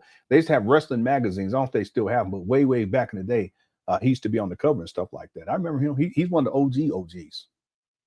Thanks for Vigilante for the super chat. Black Anonymous says, I hope both baby mamas have saved these recordings and obtained attorneys. You know, I think because he admitted it. He said that they have a case coming up, a court hearing coming up with the second baby mama. If that's the case, she can take any of these videos and present them to the judge. You know, say this is how he's behaving online. All I'm asking for is because what he says, that's what he says, is that she wants more money. It may be something else totally different. Ain't no telling. But yeah, if they want to get a restraining order on this guy, they can do it for sure. You know, if they want to get one for their daughter, for the second baby mama, she want to get one for her daughter too. Yeah, and for the grandmama, they could do it. See, Umar's unhinged, and his behavior online. You would think that someone who's a school psychologist that has allegedly 6 degrees, he has 5, and he's this great school psychologist, and he said he's been practicing for 25 years. Excuse me, not just spit, 20 or 25 years, or whatever the case may be. You would think that he would have enough sense to handle and manage his emotions well enough to be able to not be online and behaving like this. See, she can actually show what he said about his daughter, his other daughter. Show that to the judge, see, or even if she wants to get a restraining order, see how he's talking. He's so abusive. That's the thing about Umar. He's an abuser. See, he's an abusive person. That's like someone was saying earlier. He'll say stuff like peace and this and stuff, but there's no peace in him. He's such an aggressive abuser, especially to women. See, because men, he ain't got it like that. He's soft. He's real soft. Okay, he's bitch made. Okay, but when it comes to women, that's why he's behaving like this. See, and then when he says, you know, I want to meet them face to face, that's more about aggression and being able to confront them, but more as an opportunity to intimidate them. Okay? As if these women are just going to come, you know, that is just crazy. It makes no sense. I guarantee you they don't want to have anything to do with him, and they haven't wanted to have anything to do with him for a very many years. Okay, I guarantee it. Thanks, Black Anonymous. Okay, let's keep going here. The evil vegan told me that her father was emotionally abusive. See, he's telling all of the business. See, whether it's true or not. See, this is to shame and to demean and to devalue and dehumanize, and he's already done it anyway by calling her the evil vegan. Okay, he's doing this on purpose. To her, her mother, and her brother. I'm only saying that because I want my young black men to understand that when you date a woman who has baby daddy trauma, you are playing with fire. Make that woman get some therapy or leave her alone. Okay, he's talking about himself. He's the one that has he's the one that have daddy issues with his daddy Jamal. Okay, this is so very clear. It's pristine clear from yesterday what we watched, but we knew this for a very long time. We have 445 likes. When we get to 500, we're going to take a break and play California Love. So let's get those likes in, family. If you don't mind, I'd appreciate it. We got 1,076 votes. We also have 1,100 people in the building. Thank you guys so much. I don't plan on live streaming tomorrow. The next time will probably be on Monday. Okay, but we've been live streaming. We got plenty of content up here in the archive over the last couple of days, the last 2 months. We also have member content, over 200 videos for members, older Umar Johnson videos from the classics. That's what I like to call them. Real quick, the poll question is, why did Umar Johnson return to the abandoned buildings today? Okay, I already played him up there sweeping. I also have him giving a speech. We'll get into that a little bit later. 29% say to beg for money, 14% say to give the illusion of progress, and 3% say to play the victim. And then, of course, all of the above, 54%, overwhelmingly, 54% say all of the above. Make sure you get your vote in when you can. I'd appreciate it. Okay. And by the way, Quick Crush Chat's undefeated. If you guys don't mind, if once we get to 500, if you guys can let me know inside the chat room, and then I'll go ahead and play California Love. And then if we're able to get to 600, I'll play California Love again. Okay. All right, let's keep on. Thanks again, Black Anonymous. Appreciate you. Because she will ruin your life. I'm going to say it again. Young black men, I hope you listening to me. When you date a woman who has been abused by her father, who got daddy issues, you better make that woman get some therapy or she will ruin your damn life. Anyway, me and the evil vegan dated for about 2 years. I met her through an acquaintance at the African American Museum of Philadelphia. Interesting. Excuse me, 2 years. I thought it was longer than that. So let's see. 2 years. She got, okay, so he's saying dated. So I'm going to assume that he met her probably around 2009. Yeah, 2009. Okay, let's see what else he says here. I'm just looking at my timeline. This is very interesting. Where I was holding a regular monthly lecture series after me and Dr. Julius Garvey had co-headed the exoneration program for the Honorable Marcus Garvey held by the UNIA ACL, of which I was Minister of Education at the time. The museum enjoyed my facilitation of the Garvey exoneration program at the African American Museum of Philadelphia at 6th and Arch. And we negotiated for me to do a free lecture series. I was introduced at the lecture series to the evil vegan by a mutual acquaintance. We dated for about 2 years. We stopped dating when I started my pre-doctoral internship in Ewing, Trenton, New Jersey. With my shout out to my Ewing, New Jersey. Pre-doctoral. I'm gonna have to go back. Not right now, but just with the timeline, when he says pre-doctoral internship. So I'm thinking, anyway, what does that mean exactly? Does that mean prior to him starting his doctoral program, or is he already in the doctoral program? Because he's saying pre, right? That would have been in 2011. If anyone knows this for sure, please let me know inside the chat room, because he had mentioned this earlier, and I was assuming that it was in 2012, but that's when, no, that can't be right. He graduated in 2012, but he started the program in and around 2009. Okay. So I'm thinking that when he says pre-doctoral, it has to be between 2000. It probably was in 2009. Yeah, 2009. Yeah. Yeah. If anyone knows what he's saying here specifically, please let me know. I'm looking inside chat now. He got kicked out of the UNIA, and yeah, he got kicked out of the UNIA in 2005. Yeah. Let me just rewind this just a little bit and listen to what he says. The exoneration program at the African American Museum of Philadelphia at 6 in Art. Yeah, I see your point now. He was kicked out of the UNIA in 2005, but he was still pretending as if he was still in it, and he still pretends that he's in it right now, even though the President General told people that he's not an official member. Yeah, that's a good point that you brought up there. Yep. And we negotiated for me to do a free lecture series. I was introduced at the lecture series to the evil vegan. Okay. It is the internship you take before you get your doctorate, during the program, or before you take the exam. Okay. So that could be anywhere between 2009 and 2012. Okay. Thank you for the clarification, Laura. I appreciate that. Yeah. So anytime between 2009 and 2012, that's when that would have happened. I'm just trying to get the timeline straight as he's talking here. Thank you for the clarification. Pre-doc coursework and research while in the degree program. Okay. Thank you, Vacation Nerd. Yeah. I didn't know. So, hey, listen, I ain't gonna get up here. Umar, Umar, you got, well, what that means is, no, I'll be like, listen, well, no, let me know. Okay. I ain't gonna be up here acting like I know something I don't. Let's go. Mutual acquaintance. We dated for about 2 years. 2 years. We stopped dating when I started my pre-doctoral internship in Ewing, Trenton, New Jersey. Okay, so he would have had to start dating her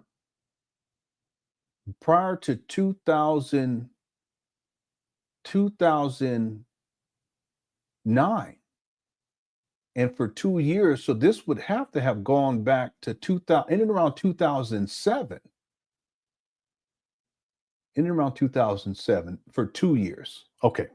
Shout out to my Ewing, New Jersey Africans. Shout out to my Trenton, New Jersey Africans. I was in Ewing and Trenton for a whole year from 2008, 2009. The evil vegan. She came over my apartment during the internship. Oh, shit, Umar, you better not. Don't do this. Remember, I said, what did I say, 2007, right? Did I say 2007?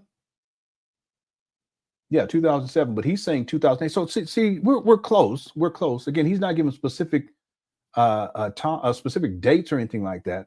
But we can say 2007, 2008. Now he's saying in and around 2008, she comes over to his apartment. Here we go. Here we go. Yeah, when was he with the conscious stripper? How's it going? Let me see a transcript. Hope Boy's doing good. Let me see here.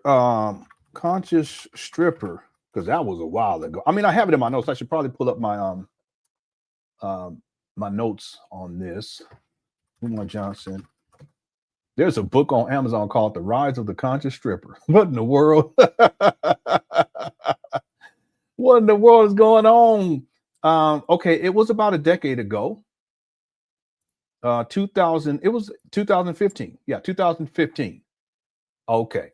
So let me go back to this timeline. 2015 is the conscious. Yeah, so that doesn't happen until way later. He's dealing with the second baby mama in 2007, 2008-ish. All right. Oh, we got the 500? All right. Y'all know what time it is. Bell, the front of bell, color for the dreaming. Yeah. What's up, Dr. Screaming. Did it from money and alcohol, the feed of the best five ball, the jump, the body, the rhythm, God, the college, the champion. That's right.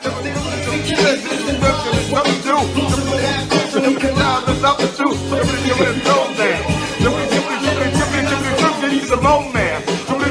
Like a slow jam. It's West Side, so you know that I'm bad down to no man. Put him there, put it up on beat from Dre. To the root of the leg. From Oakland to West Side. The back down. Show me love. Inside about it. West Side, where y'all like? No, cut it out. Ooh, that's my favorite part when he says show me love. Because he's waiting for it because he don't know the lyrics. He was like, show me. Yeah. Umar, you funny, boy. All right, thank y'all for all the likes. Our next goal is 600. Okay, y'all we get to 600. I'll play it one more again. Thank you so much. Thank y'all for being here too. I appreciate it. Ike's in the building, and Brandon, and Noomba, and Chris, and Pink. I hope I'm saying that right. Also, nurse Alexa is here as well, and AH and Aiken Nadira and Alakia and East B and Umar. Umar, he's watching right now. He probably sitting in mama closet. Let me stop. He probably got on some white socks with the pink ball on the back. He just sitting back, eating chocolate. Okay. I'm just playing. All right, let's get back to it. Here we go. We hadn't seen each other for a minute, almost a year. And she told me her father had joined the ancestors. Oh, no. Rest in peace to the elder, the ancestor. No disrespect. And when she told me her father joined the ancestors, she had no remorse, no pain, no grief. This is Umar, you're sick, man. You are so sick. Different people react and respond to death in different ways. And you see how he starts off saying remorse, like she did something to the daddy. You ain't shit, Umar. He's painting this narrative. This is extremely, extremely evil of you. Now you're using the death of her father, and you're shaping it into this narrative to try to make her appear as if she is the evil vegan.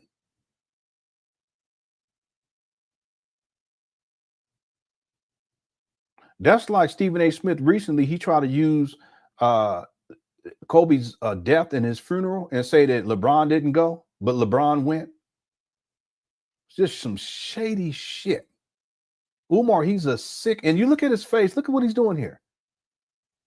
He's such a hateful person.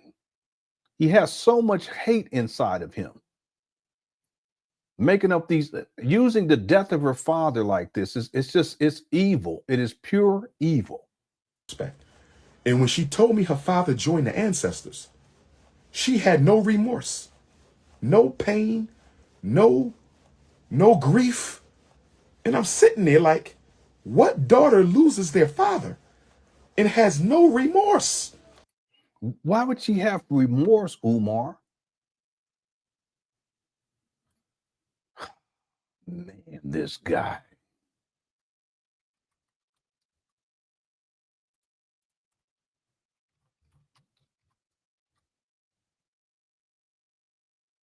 Remorse is defined as deep regret or guilt for a wrong committed.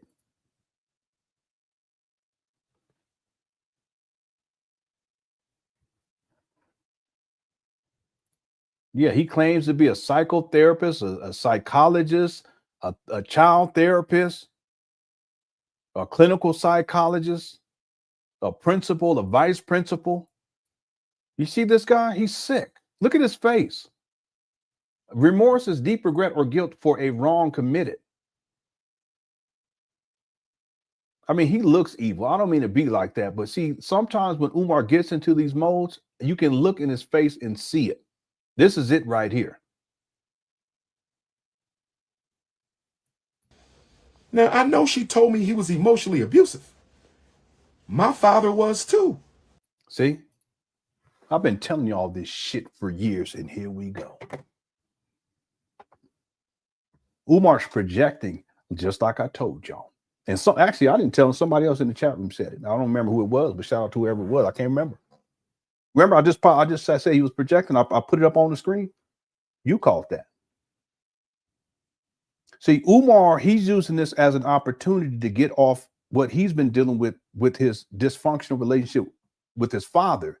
And in the previous video prior to this, we covered it yesterday because he did back-to-back Memphis. He did one to specifically focus on his first baby mama and his oldest daughter. And then he does this one to specifically focus on his second baby mama and his second daughter. Okay, he does go in a little bit in the first video about the second baby mama too. But the point is that in the first video, where he's going in about the first baby mama, this first, the older baby, he curses his father. He was mad too. Y'all remember? I can pull it up and play it for you all. I should, just so you guys can see what's really going on here.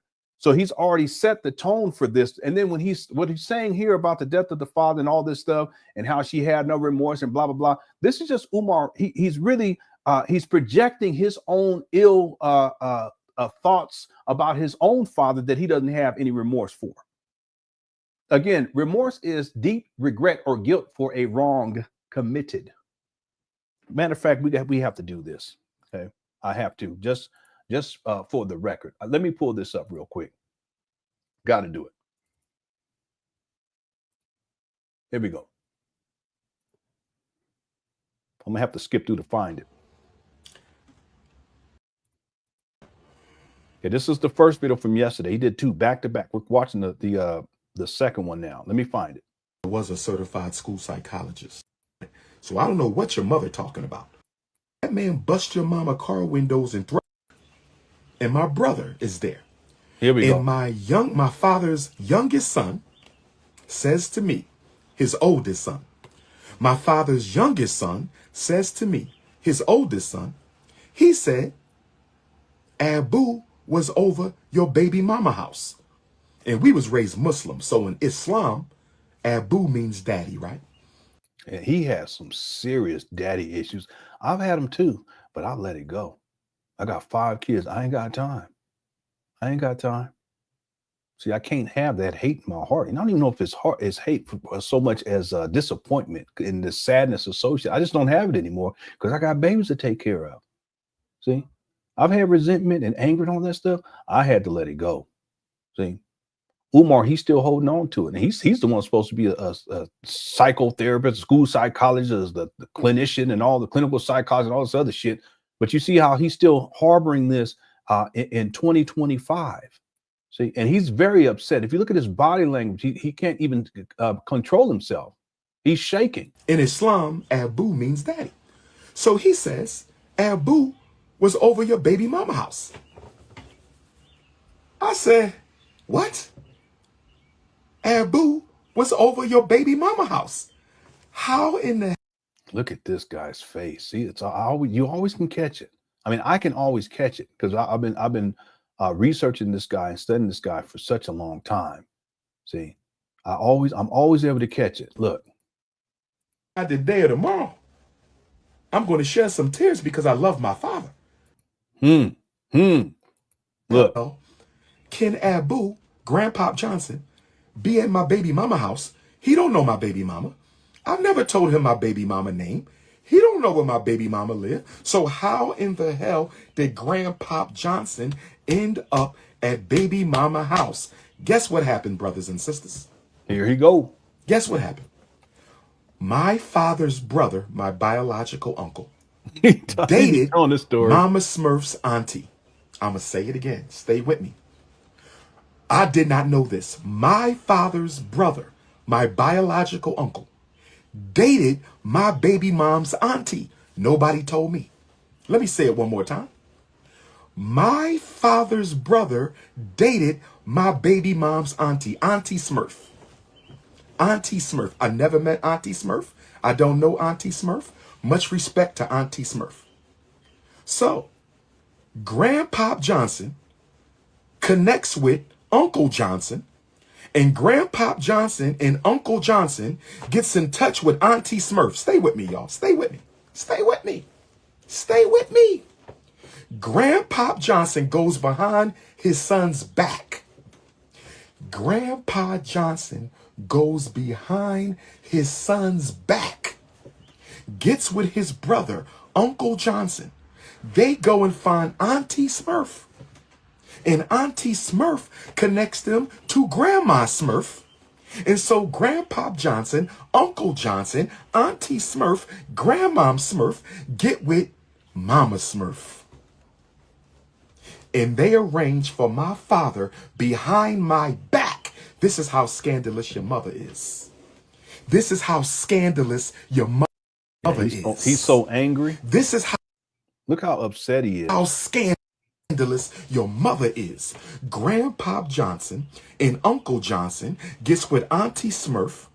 They get Grandma Smurf, and they arrange with Mama Smurf to see Dr. Umar's baby behind my back without me not being allowed to see my own child.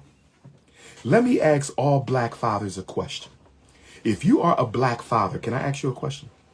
No. If you are a black father, I'm asking black men a question. And if anybody want to text me, you know my number, 215-989-9858. 215-989-9858. 215-989-9858. I got a question for black fathers. If you are a father, would you go behind your son's back, knowing he can't see his child? Would you go behind your son's back, knowing he can't see his child?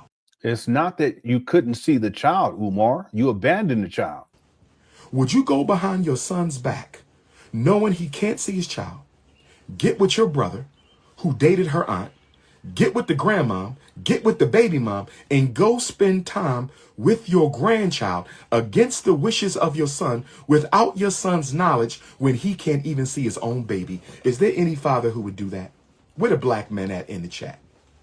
Where the black men at in the chat? I'm talking to Grandparents have rights, Umar. the black men in the chat. Where y'all at? Brothers, where y'all at? Are there any black men who would go behind their son's back, get with the baby mom, spend time with the grandchild without the son's knowledge, without the son's permission, and doesn't even advocate for his son to see his child? And doesn't even advocate for the son to see his child? And doesn't even advocate for the son to see his child? Well, he is, though. Brandon, he's insane. The elders got together. Isn't that the African way? I guess it is. I guess it is. Without your son's permission, that's not the African way. Without your son's blessing, that's not the African way. Your son can't see his child, but you over there. Your son can't see his child, but you over there. Your son can't see his child, but you over there. And then my brother tells me he got pictures with my daughter in his living room. Wow. What the, what? Look at this guy. What? My brother told me Grandpop Johnson got pictures. He said he got pictures with your daughter in his house. How in the hell did Grandpop Johnson get pictures with my... I feel bad for his mama because she in the next room. He in the closet. He up here yawning, screaming and shit. She probably don't get no peace when he be living in the closet. daughter, and I can't even see my own daughter. Hey, DD. Hey, Andy. Can I ask baby mamas? Hey, Cheryl. If you are a mother or a grandmother, can I ask you a question? Hey, Victor Gold. And I have no disrespect towards Grandma Smurf. She's an elder. She did me wrong, but she's an elder.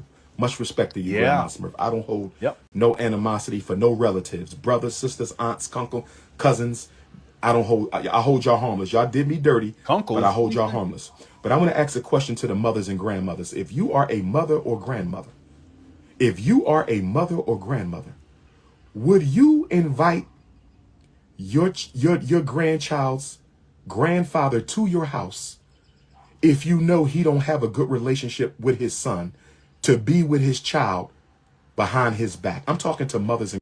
It's irrelevant, though. Jamal was stepping up to the plate. At least he went to go see the child, which you were unwilling to do, you deadbeat. See? Jamal should be commended for that. And just like there are a lot of grandfathers that they'll go in there, at least they'll go visit, try to help out, maybe drop a little something, a little change on the family to help out with the baby, because evidently Umar wasn't doing it. He is bugging. Would you invite your grandbaby's grandfather? What's up, Dominique? Over your house to spend time with your grandbaby when you know him and his father don't get along? Yeah, don't sleep. And he don't want his father around his child. And the baby daddy can't even see his own child. The baby daddy can't even see his own child. But y'all gonna bring Grandpa Johnson, or that's what your mother and grandmother did, and your grandfather did. Damn. That's what your mother... Bad. I'm not going to blame your auntie because your auntie could have been innocent. I'm not going to blame my uncle. My uncle could have been innocent. Should my uncle have told me that he dated my baby mom's aunt? He should have told me that. He should have told me that. One time, Umar, he was talking about his ancestors. He said, Uncle Nancy. We all got an Uncle Nancy, though. That's real talk. Yeah, we all have an Uncle Nancy and an Auntie Bob. We all have one at least. My uncle should have told me he dated my baby mom's aunt.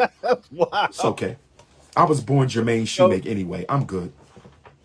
I was born Jermaine Shoemake anyway. I'm good. I was born Jermaine Shoemake anyway. I'm good. But anyway, Anyway, See how upset he is? brothers and sisters, one of the reasons I don't mess with my father, and I'm going to say this to you, Grandpa Johnson, since you've been all over the internet slandering me with my enemies. Watch this. Watch. This is what I'm talking about. Then we'll get back to the video because this all connects. This is the first video that he did. Okay. You've been all over the internet. Now, you chilled out the last couple years, and I respect you for that. But nobody's father should be on the internet slandering their son with their enemies. Nobody's father should be on the internet slandering their son with their enemies. And I agree. Okay. I'm not even going to say that it's slander, but they shouldn't be criticizing their son. They shouldn't be online doing it at all, but it definitely they shouldn't be doing it with Umar's perceived enemies. Okay. Nobody's father should be on the internet slandering their son with his enemies. You spent time with my daughter behind my back. Wow. That was such a long time ago, though. Man, this guy, he's so vindictive and angry. You got close with my enemies slandering me on the internet behind my back. Damn. I'm going to respectfully ask you, sir, stay the fuck out of my life and away from my children. I'm not going to tell you no more. I don't mess with you. Damn. I do not mess with you. Stay out my life. Stay away from my children. I'm not going to tell your ass no more. Now, damn, this guy. Let's continue. We watched it yesterday, but for some reason it hit harder right now. It's just, what's going on with this guy? And then he's like, now it's like the SETI rant. That's what I'm saying. Well, how's it going, guys, little princess? Yeah, but Umar could be online slander his daughter all day. You right about that. You right about you right about that. You absolutely right about it. Yeah, he said behind my back. Umar crazy. He is. He's stuck in the past on many different levels. He's in a state of arrested development. That's why I remember that time Umar was telling the college students, make sure you get a typewriter when you type so that you can put in your letter for application for acceptance to a college. A typewriter? What are you talking about, a typewriter? This video was probably about, I want to say about 4 years ago when he did this. He said that. I said, what? Maybe 5 years ago, 4 years ago. I said, who says that? This guy, he's so stuck in the past. When was Jamal on the internet with his enemy slandering his name? Last week. I downloaded the video. I haven't watched it yet. Yeah, last week. Yeah. And he shouldn't have done that. He shouldn't have done that. See, now here's the thing. Will Jamal respond to this specifically?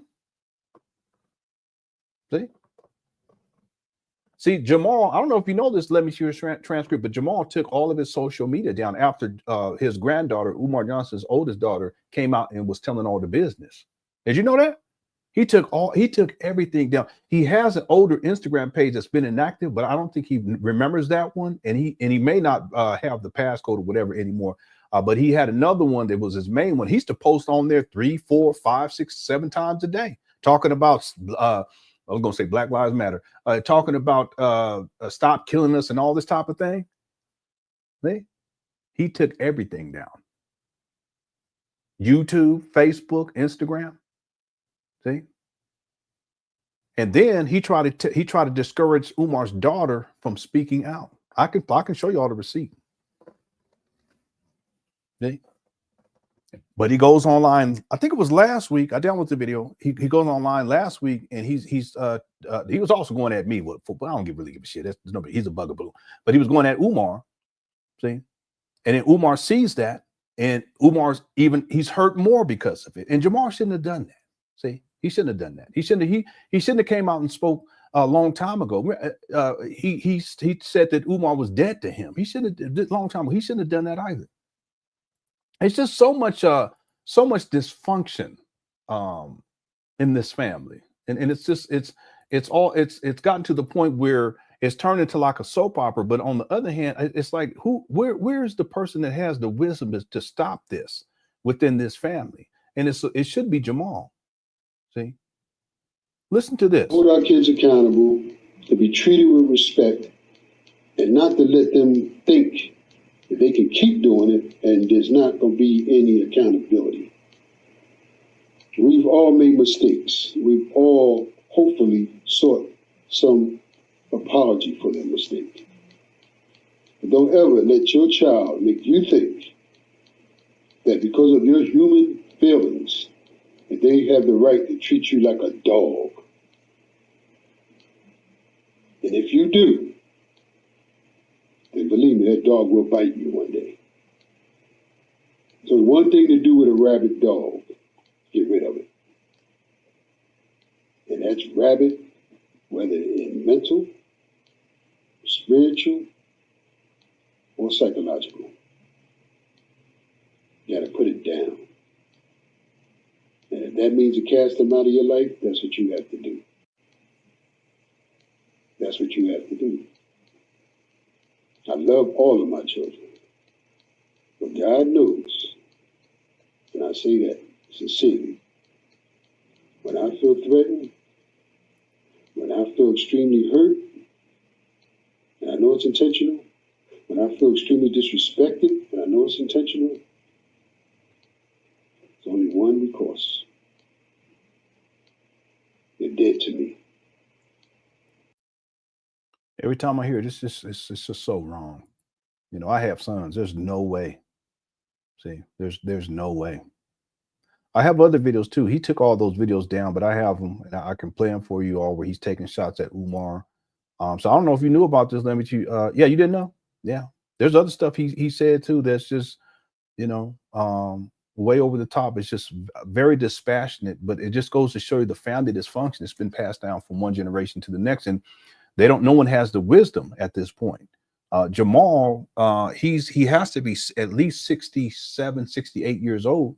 He's not wise. See? He should have never come online to disparage his son. And initially he came online. It's a mixed bag because he would come online because he didn't like some of Umar's rhetoric, but then he would also come online because he wanted to support Umar when all that money was rolling in for FDMG.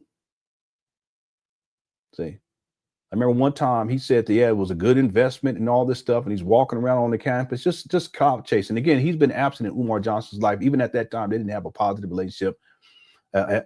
Excuse the terminology, but Umar didn't fuck with him back then.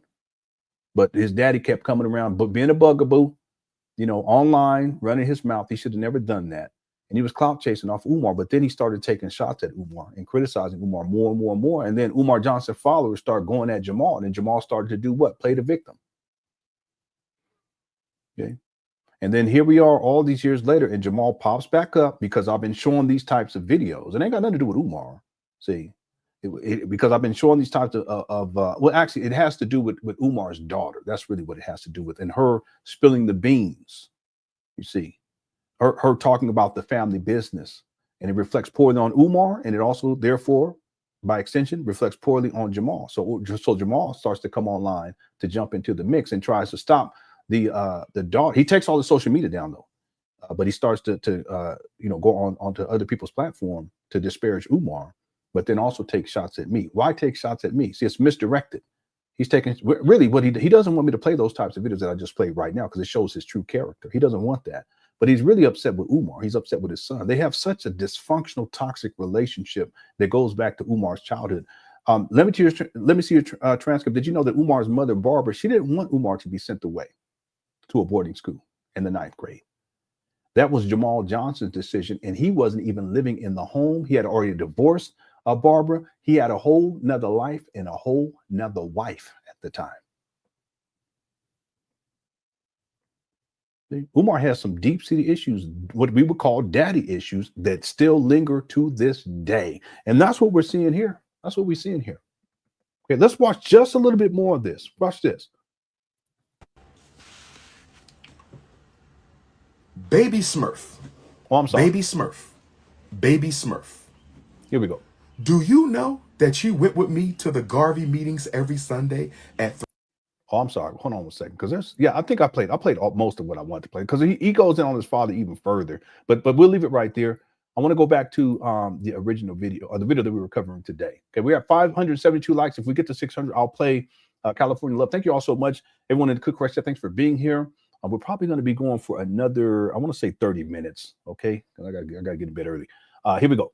Brothers and sisters, as God is my witness, When that woman came to my apartment during my internship year and told me her father passed and showed me no grief at all, I said to myself, okay, again, that's why we got into Umar, because see, this is the second video. That's why I had to go back to the first video to show all of the hatred and vitriol that he has towards his father. What he's doing here is he's projecting his own issues. no pain, no. Let me just back this up just maybe 20 more seconds. I was in Ewing and Trenton for a whole year from 2008, 2009, the evil vegan. She came over my apartment during the internship. We hadn't seen each other for a minute, almost a year. And she told me her father had joined the ancestors. Rest in peace to the elder, the ancestor, no disrespect. And when she told me her father joined the ancestors, she had no remorse, no pain, no grief. See, this is Umar projecting with his daddy issues.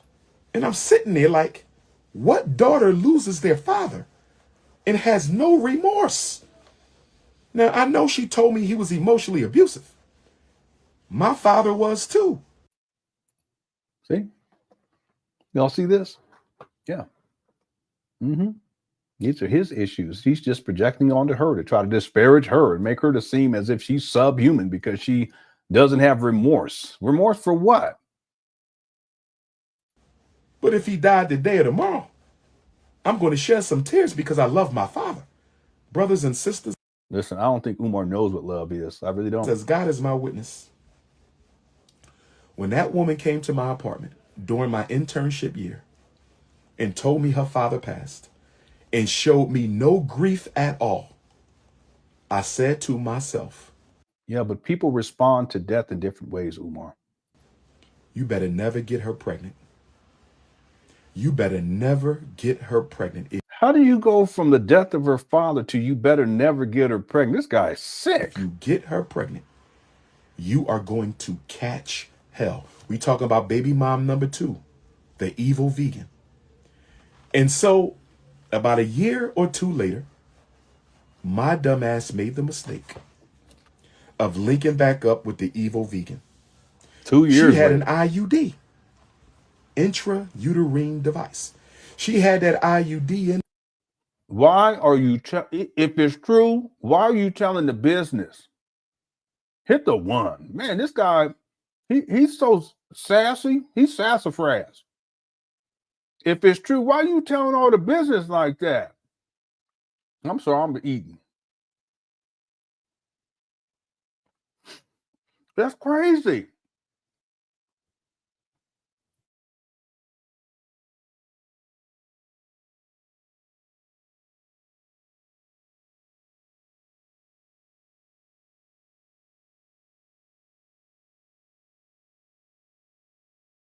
He's doing this he's just trying to I can't remember what the word is. It's like shaming, but it's another word for it. How's it going, Cedric?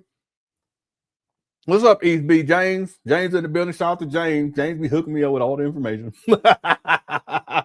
Brother Bandu Beach, Orlando, and Carlita. Come on down. Yeah, it's very sassy. Yeah, just putting all her stuff out there. Yeah, he got loose lips. Hey, Cheryl. He's such a sassafras. He's sassy. He's super sassy. Yeah, that's what it is. Thank you. Thank you. Because they know about women don't want her business out there like that. See? If a man got his stuff taken care, snipped or whatever, he wouldn't mind. I wouldn't mind so much. I don't got mine snipped. I haven't got mine snipped. I was thinking about it though, but I'm waiting on menopause. I want to keep it all natural, family. Anyway, not to get off topic, he's trying to humiliate her. That's what he's doing. See? Talking about what she got going on. He wrong for that. The whole time we dated 2 years consecutive. Never got pregnant. Never thought she was pregnant. We linked back up 2 years later, a year after the internship. She came to my apartment. Chestnut Hill Village. She came to my apartment. We made black magic. We conceived a child. Just telling the business. Man, this guy ain't got no shame. The evil vegan called me. It wasn't even a week. And she said, I'm pregnant. I said, wait a minute. How you pregnant? You use an IUD. You ain't pregnant. She said, no birth control is 100%. I said, uh-oh. She said, no birth control is You should have used a condom, Umar. 100%. I know that. I'm waiting on my I'm waiting. Let me stop. I said, how you know so quickly that you pregnant? How you know already? Here we go. And the evil vegan said, I know my body. I know my body. I'm sorry. She probably just took a pregnancy test. People jealous. Number one, pregnancy number. But I'm sorry. Hope was not lost. Young kid. Before, this was a one-night stand after 2. Huh? What in the world is going on? She came to my apartment, Chestnut Hill Village. She came to my apartment. We made black magic. We conceived a child. The evil vegan called me. It wasn't even a week. And she said, I'm pregnant. Yep. I said, wait a minute. Yeah, you're right about all this. Umar Johnson got the Big Papa from the Notorious B.I.G. and got the international title from Jay-Z. And yeah, international Ifatune, blah, blah, blah. When he called himself International Hove and got naming women after ice creams after Wu-Tang Clan. Yeah, you're right. Yes, you're right about that. You're absolutely right. Yep. Kiara says we need Cookie Crush chat shirts. I thought about doing merch before too. I probably wouldn't do shirts. I would do like mugs, like coffee mugs and stuff like that.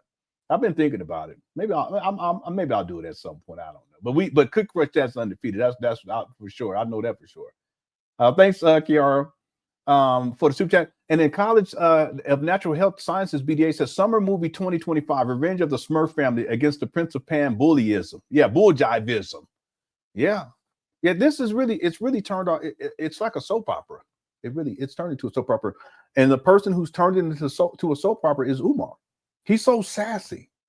He likes mess. He's a very, very messy individual. And he enjoys it.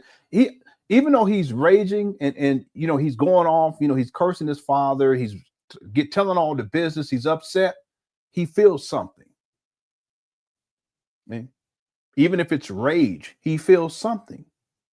And there's something about that for Umar. That's why he's always in mess. He wants to get into this mess and play the victim every single time, even though he's the one that starts the shit every single time. See? If he had been a father to his child, none of this would have happened. If he had been a father to the other child, none of this would have happened. If he would have treated the baby mamas with some respect, none of this would have happened. See? If when his older daughter reached out to him the first time, if he hadn't ghosted her, none of this would have happened. See, this is all his doing.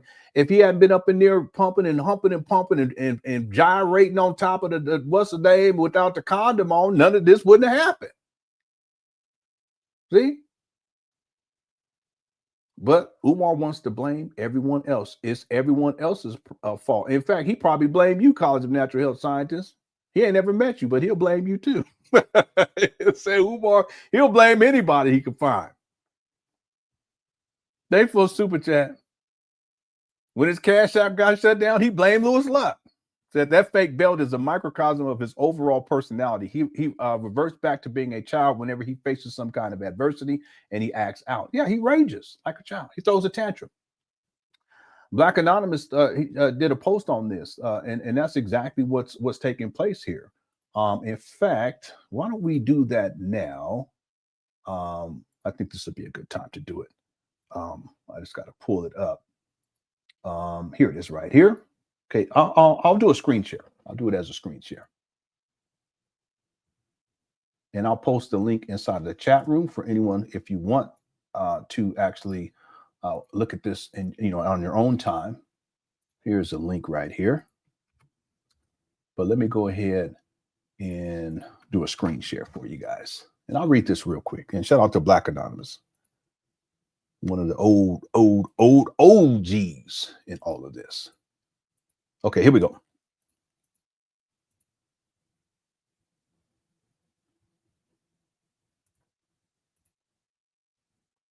All right, let me read through this real quick, because this is what Louis Suck, when you say acting out, this is what's taking place right here. And thanks for super chat too. Watch this. This is Black Anonymous. Is Umar Johnson a collapsing narcissist? What is a collapsed narcissist? A narcissistic collapse happens when a person who has narcissistic personality disorder becomes unable to uphold their grandiose, confident image due to a perceived fatal blow to their reputation. For example, having a child expose his negative behaviors. See? What are the behaviors of a collapsing narcissist? Angry outbursts, throwing a tantrum. See? Louis Luck. Irritable or defensive behavior. Yeah, throwing a tantrum. Verbal or physical aggression, throwing a tantrum. Vindictive behaviors, throwing a tantrum.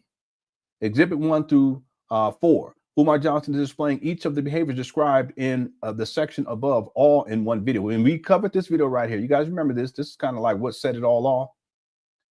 And I'll keep reading. A collapsed narcissist is what happens when a narcissist carefully constructed facade comes crashing down. They, as a result, become an emotional wreck and find it difficult to maintain their usual persona. This can come from being publicly exposed, rejected, or faced with a major life failure. Since the only way to have they have to validate themselves is externally, because they don't have healthy coping mechanisms, they are unable to take the hit like a normal person might. Learn from their mistakes and move forward. This is so Umar. One behavior is that they engage in one of the behaviors that they engage in is uncontrollable rage, using this as a way to regain their perceived power when they see their manipulation doesn't work. Other behaviors might be deep depression, self-pity, posing themselves as a victim. Umar does that a lot. This right here. Substance abuse. Well, we know about that, turning the heat down. Reckless behavior or complete isolation. See, and Umar, he will disappear from time to time. He also talked about how he doesn't have any friends. He'd be staying inside the mama closet. Have we seen examples of Umar exhibiting at least some of the behaviors described above? I'll wait. I know I have. What's so sad about this is that without their supply of admiration and ability to control and manipulate others, they are empty shells. However, instead of learning from their mistakes and trying to do better, they will double down on the manipulative tactics or sink further into bitterness and self-destruction. That's what Umar is doing. Even in ranting, it's self-destructive because it damages his reputation. More and more people are realizing this guy, he's a lunatic. It appears that Umar has chosen to double down on the manipulative tactics. In fact, Umar Johnson actually threatened the mother of his 13-year-old daughter by making demands to see his daughter unsupervised or be exposed. If there is indeed supervised visitation, i.e. he has to sit on the grandmother's couch to see the child, that is likely court ordered. And if this arrangement is indeed court ordered, no amount of screaming and threatening on the internet is going to change that.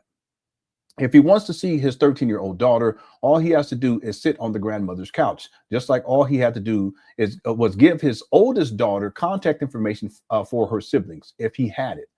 Had he done those things, he wouldn't be in this situation. But I don't feel sorry for this fool because he created the situation that he is complaining about. Okay, and you're absolutely right. Absolutely right. All right, so shout out to Black Anonymous. I posted the link inside of the live stream chat room. I'm gonna post it again. So if anyone wants to take a look at this for yourself at a later time, you're welcome to do that. And also, I want to show this screenshot too, by the way. This is what Jamal Johnson did after Umar Johnson's daughter reached out to him.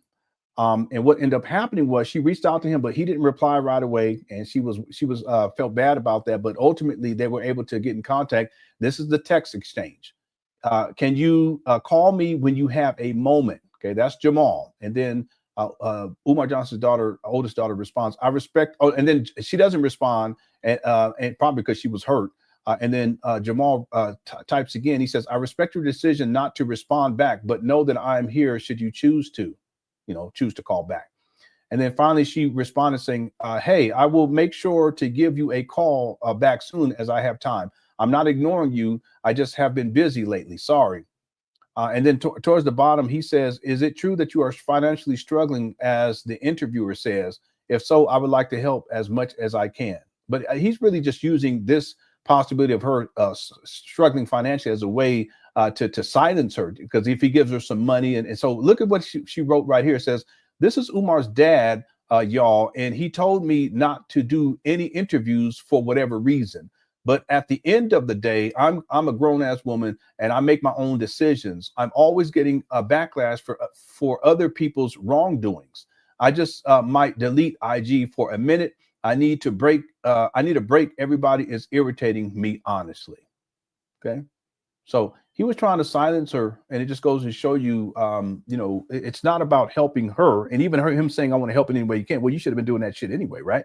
But now that she comes out to speak, now all of a sudden he wants to talk with her. See?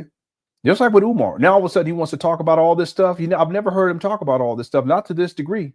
But now that he's exposed, he wants to come out. And now that he's exposed, it reflects poorly on Umar. It also reflects poorly on Jamal. So Jamal has to come out. But then at a certain point, Jamal, he deletes all of his social media.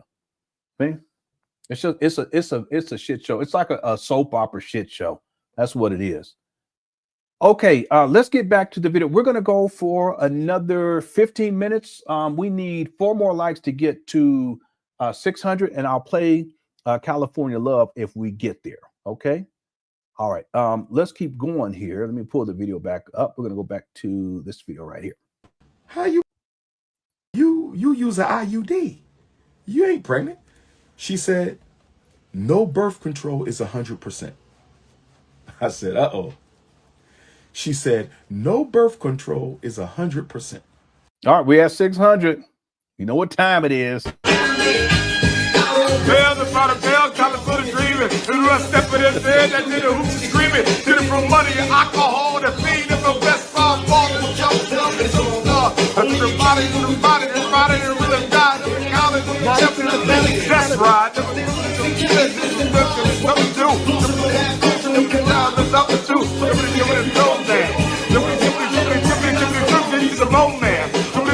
Like a slow jam. It's West Side, so you know that I'm bad on the no man. Put it up on beat from Dre. To the roof of the leg. From Oakland to West Side.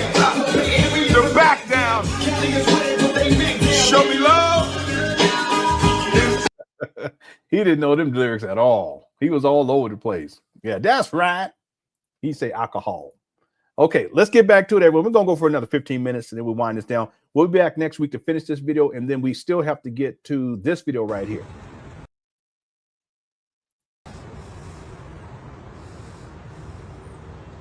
This is from today, a couple of hours ago.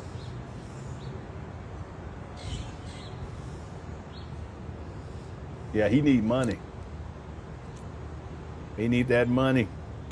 Peace and Pan Africanism, peace and Pan Africanism. Peace and Pan Africanism, peace and Pan Africanism.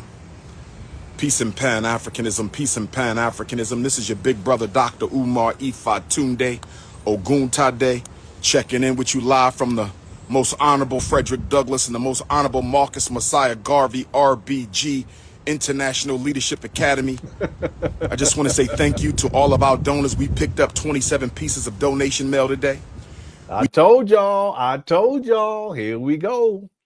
See, and he been gone for what, 5 weeks? He got what did he say, 20? See, that money ain't coming in like it used to. He's struggling. He a struggle streamer. Let's go back. Here we go. I said, how you know so quickly that you pregnant? How you know already? And the evil vegan said, I know my body. I know my body. I know my body. I said, boom, she got you. This was no accident. I've never heard of a...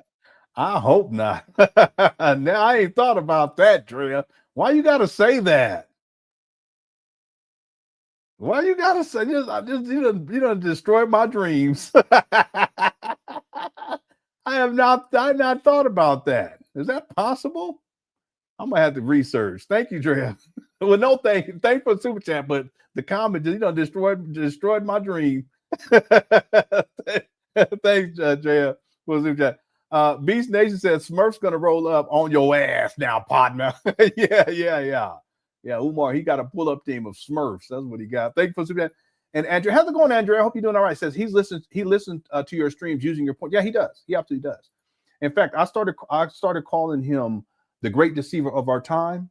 And then I remember we did, this was maybe about 3 weeks ago, and I was saying it over and over again. And then the next live stream that he does on Instagram, he says, yeah, there are people who are great deceivers, something to that effect. Great deceivers of our time. I said, yeah, he watching these videos.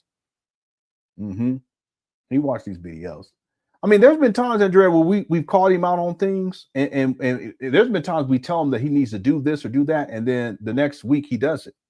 He'll do exactly what we was telling him to do, or we'll clown him about something, and he'll stop doing it, like being up in grave sites and stuff. He used to do that a lot. There's a lot of examples in the past of him doing that, but we were clowning him about it every single time. He stopped doing it. See, and now that me doing this video, and right here, he may start doing it again just to try to prove that he ain't listening. No, see, he watches these videos. It's very clear to me. See, in fact, he sometimes he says things. He won't say my name, but I know he's talking about me. But the reason why he won't say my name is because that's what got him in this situation in the first place, in terms of me exposing him for the fraud that he is. See, if he hadn't said my name, because there's a lot of people that came over after he stated my name, they didn't even know who I was, but because he was running his mouth, talking about pull-up team and all this stuff, threatening me, and he doxed my personal information, put it on Instagram page, you know, and then people start looking into me. So there's a percentage of his followers that they'll go in and they'll make up stuff and they'll lie on me online. I've had to deal with all that, but more importantly, there's a conversion rate. There's a percentage of the people that were coming over, that were Umar Johnson followers, that they say, hey, wait a minute, this guy, what he's saying is true, you know. And some are in the chat room right now. So that's what I'm saying. The conversion rate with this, and that's why Umar doesn't want to say my name. He'll take his little shots, but he ain't gonna say my name because he's afraid. He's afraid of he's what I call marshmallow. He's afraid of me exposing him to more of his audience, and he's afraid that he'll have people come over from his audience and they'll hear what I'm saying here with receipts, verifiable receipts. They can verify these receipts for themselves, and then they'll realize that what I'm saying about Umar is true. See? Yep. Thanks, Andrea, for super chat. Hope you're doing all right. Yeah, Kiara, I should get some merch together. I mean, that would be awesome. I do plan on getting the belt, though. I've already looked into it. A Cookie Crush chat belt, championship belt. Yeah, the sass is strong in this one. He's so sassy, you know, and he he doesn't know that how bad this looks. And he's 50 years old. He's supposed to be a school psychologist behaving like this. Just telling all the business, and it's unnecessary. He doesn't have to say that she had the IED, whatever it's called, IED or any of that stuff. He doesn't have to do that, but that's just his way of humiliating her, you know. And he did the same thing in the last video to the other baby mama. Umar, he's a trip. He really is. Thanks, Patrick. Look here. At this point, Umar is just talking shit. Tossed him degrees, lectures, and all his travels. You right though. I just say it's some ghetto shit, you know. It really is, and that's what he is. I tell people he's just a bum from Philly. That's all, you know. That's all he is, and he's a con man, and he's conned a lot of people. He's fooled a lot of people. Like I said, he's the great deceiver of our time. But part of the deception is to misrepresent himself, and that's why there are people who think that he's a bona fide school psychologist. He hasn't worked at school psychologist since 2010, 2011. There's people who think he's a psychotherapist. And I remember one time, Black Wolf, I'm sure you remember, he said that he was a conflict resolution expert. Really? If that's the case, well, what's going on here? What was going on with the Zora rant? What was going on with the SETI rant? If you were conflict, what about the Tariq Nasheed beef and the Son Netter beef? The list goes on. This guy, he has so many beefs. Michi X beef. I thought he wasn't beefing with Zaza, was he? I think he was beefing with Zaza Ali. She's a scammer too, but I think he was beefing with Zaza one time. I have a picture of them two together from a long time ago, but I think they were beefing too. Am I right on that? I can't remember. Let me take that back. But I thought they were. Anyway, I should pull up the picture with him and Zaza. It's from a long time ago. Anyway, he's always in some mess, but you would think that if he's all these things that he claims to be, that he wouldn't be in all this mess. But at the end of the day, he's just a bum from Philly. Real talk. And I'm not going to use the term you're using, but you're right. Yeah, Cynthia G is another one. But I thought he had beef with Wester because she had called him out about something. I thought, but I could be wrong on this. So let me take that back. Okay, but that would have been so long ago. I can't really remember. Thanks, Black Wolf. Oh yeah, I got this one early. Okay, thanks. I hope I didn't miss anyone. Let me just make sure I didn't miss anyone. Let me start winding this show down. This just broke my heart, Drea. KK says, shouldn't he be trying to see his daughter versus picking up trash at the fake school? Yeah. Also, do you think the city will ever snapshot those buildings from, or snapshot those buildings from Umar? I don't think the city would do that. I think that if anything, the IRS would be what would, the entity, if you will, that would come down on Umar and shut all this down. Again, he's collecting money with a nonprofit for a school that does not exist, and he's been doing this now for over a decade. And it's just a scam. And if they would realize it, and they may already have, that it's a scam, the fact that he's using the nonprofit status in order to collect all this money, and he's living off of this money, and he's not paying taxes on it, at least a significant portion of it, because there's times where he didn't have tax exempt status and it was considered to be personal income. That's why he has these massive tax liens. But if they put all these pieces together and they realize that he's just conning people, and he's using the IRS non-exempt status as a way of conning people, because there's times where he said that you can write this off when he didn't even have tax exempt status. You see, but the idea is that he's getting people are going to send him more money if they believe at least that they're going to be able to write this off on their taxes. You see, the other thing is that to use a non-profit status, it also puts him in a position that he doesn't have to pay taxes on the money that he's receiving. But if you're using this money and using it as personal income, because that's fraud. So that's what I think, KK. I think if anything, if the house crumbles, the house of cards crumble, it's going to be because the IRS finally steps in and say, okay, enough is enough.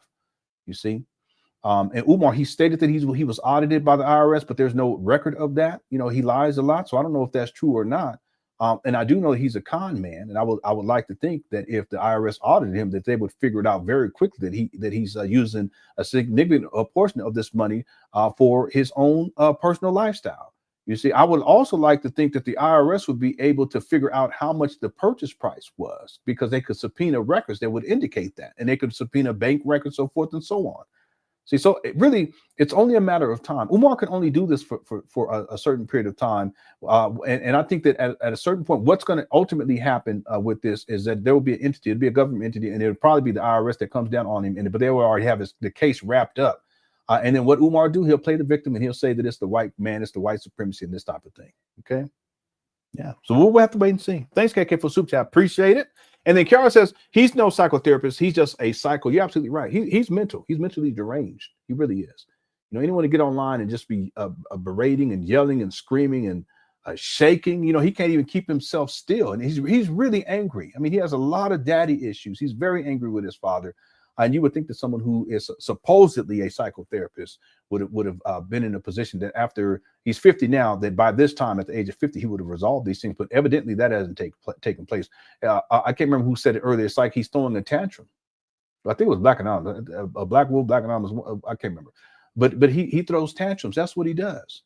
You see, he's in a state of arrested development. And a lot of what we see with Umar in these particular videos where he's throwing these tantrums, it's really little Jermaine coming out.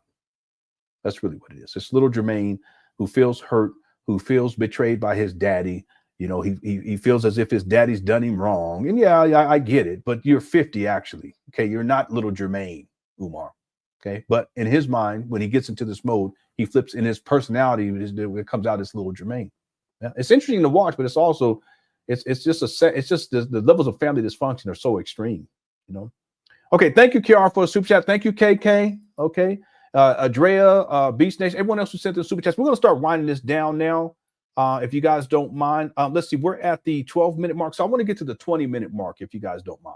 Okay, so we'll go for another 8 minutes on this video. Here we go. Woman telling a man within days that I'm pregnant. That's not Umar. I mean, there's tests that you can take now. You can find. I mean, you may have had sex 2 days ago. You can find out that you're pregnant. Umar, cut it out. 3 days ago. What are you talking about? Then I say, how you get pregnant with an IUD? You never got pregnant before. This was a one-night stand after 2 years. Why? This guy, Umar. Why are you doing one-night stands? Anyway. Before, this was a one-night stand after 2 years.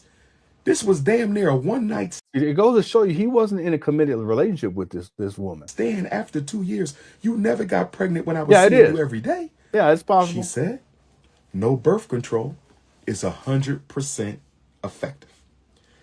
But I want to give the evil vegan a little bit of credit. You know why? because after my baby Yeah, girl was Tommy born, Flex. she admitted in her mama house. We got into an argument. Yeah, she was pregnant. I was raw dogging. How is that possible? Exactly. See, it is Uncle Joe. You look like Uncle Joe too. Uncle Joe, you right. You absolutely right. It's a sad. It's like a soap opera. It's a tragedy. Over custody. And I said something like, "You trapped me." And she admitted it. She finally said, quote, "We already have established that. Can we move on?" I don't believe that at all. This guy is sick. My God, this guy is sick. What's up, Chris? This guy is psycho. I don't believe that. It don't even make no sense. We've already established that. Can we move on? What? It makes her seem like she's some supervillain, doesn't it? Quote, "We already established that. Can we move on?" I said, "You trapped me." She said, "We already established that. I don't believe this at all. Can That's we crazy. move on?" What's up, Billie Jean? He sure is. So I'm saying to myself, the evil vegan knows my oldest daughter, mom, had kept me out of her life. So I'm Just hoping sad. that the evil vegan is not going to do this to me too, right? Because we've already been through this. Now, the evil vegan was married before. Mama Smurf was never married before me. The evil vegan was married before. Mama Smurf was not married before me. The evil vegan was married before. Mama Smurf was never married before me. So the evil vegan and her husband, respect to you. Real quick. Umar, and shout out, I think it was Dion just sending me this. Umar's watching this right now. Look at what he posted 17. This guy, he's so funny. This guy is funny. He be watching my show more than your Cookie Crush chat. Damn. Let me show y'all what he just posted on his Instagram. Watch this. Umar, you sad, bro. He's so sad. Check this out. And look at all goofy too. This is 17 minutes ago. It's a question. Dr. Umar, what do you think your haters dislike about you most? He's writing this. This guy, he's so funny. Number 1, love of the people. Number 2, oratory. 3, most requested. 4, school psychologist specialization. You're not a school psychologist, Umar. Cut it out. Diversity of support, youth, elders, students, international. This guy, he's so delusional.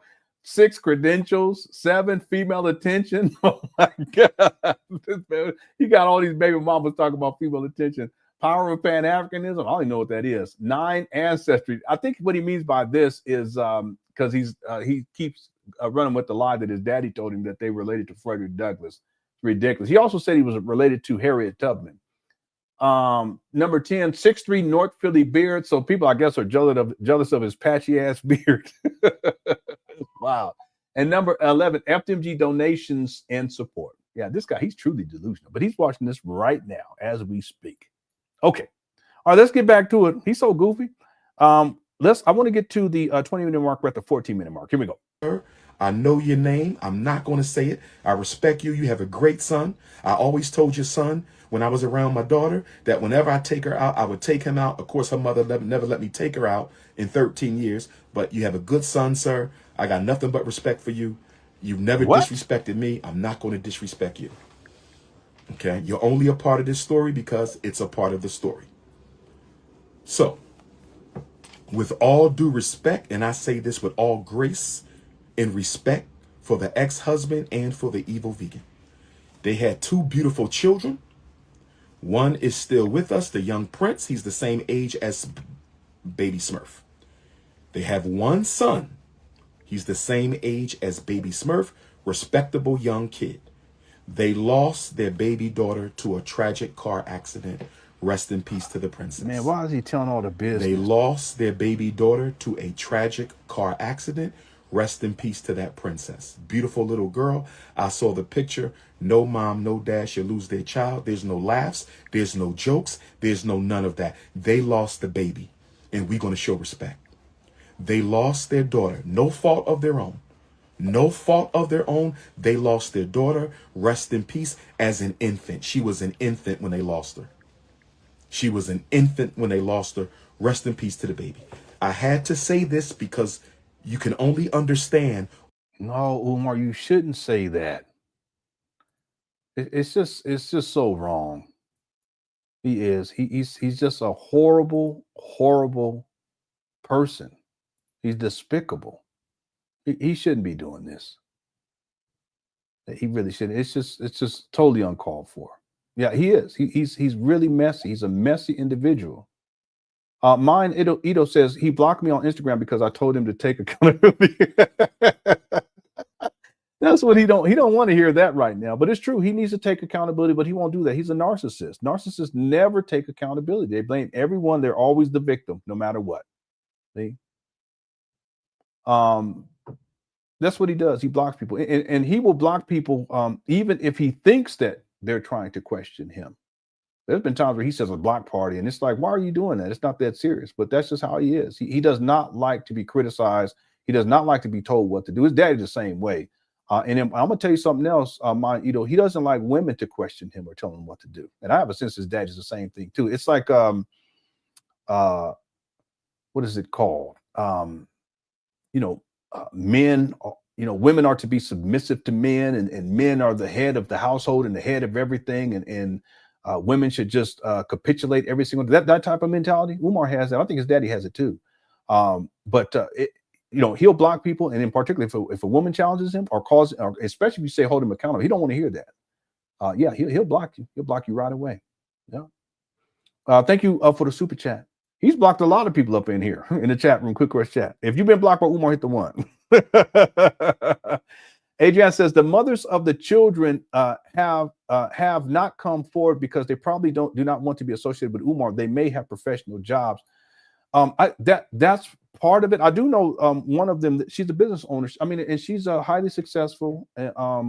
She's classy, very classy. Okay, if you guys see her, you could tell right away.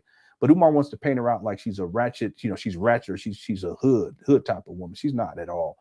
I think Adriana, in addition to what you're saying, I also think that it's they've dealt with him in the past. They've dealt with him long enough to know that he's mentally disturbed. And I would be willing to admit that they don't want to have anything to do with him because they don't know what he may do.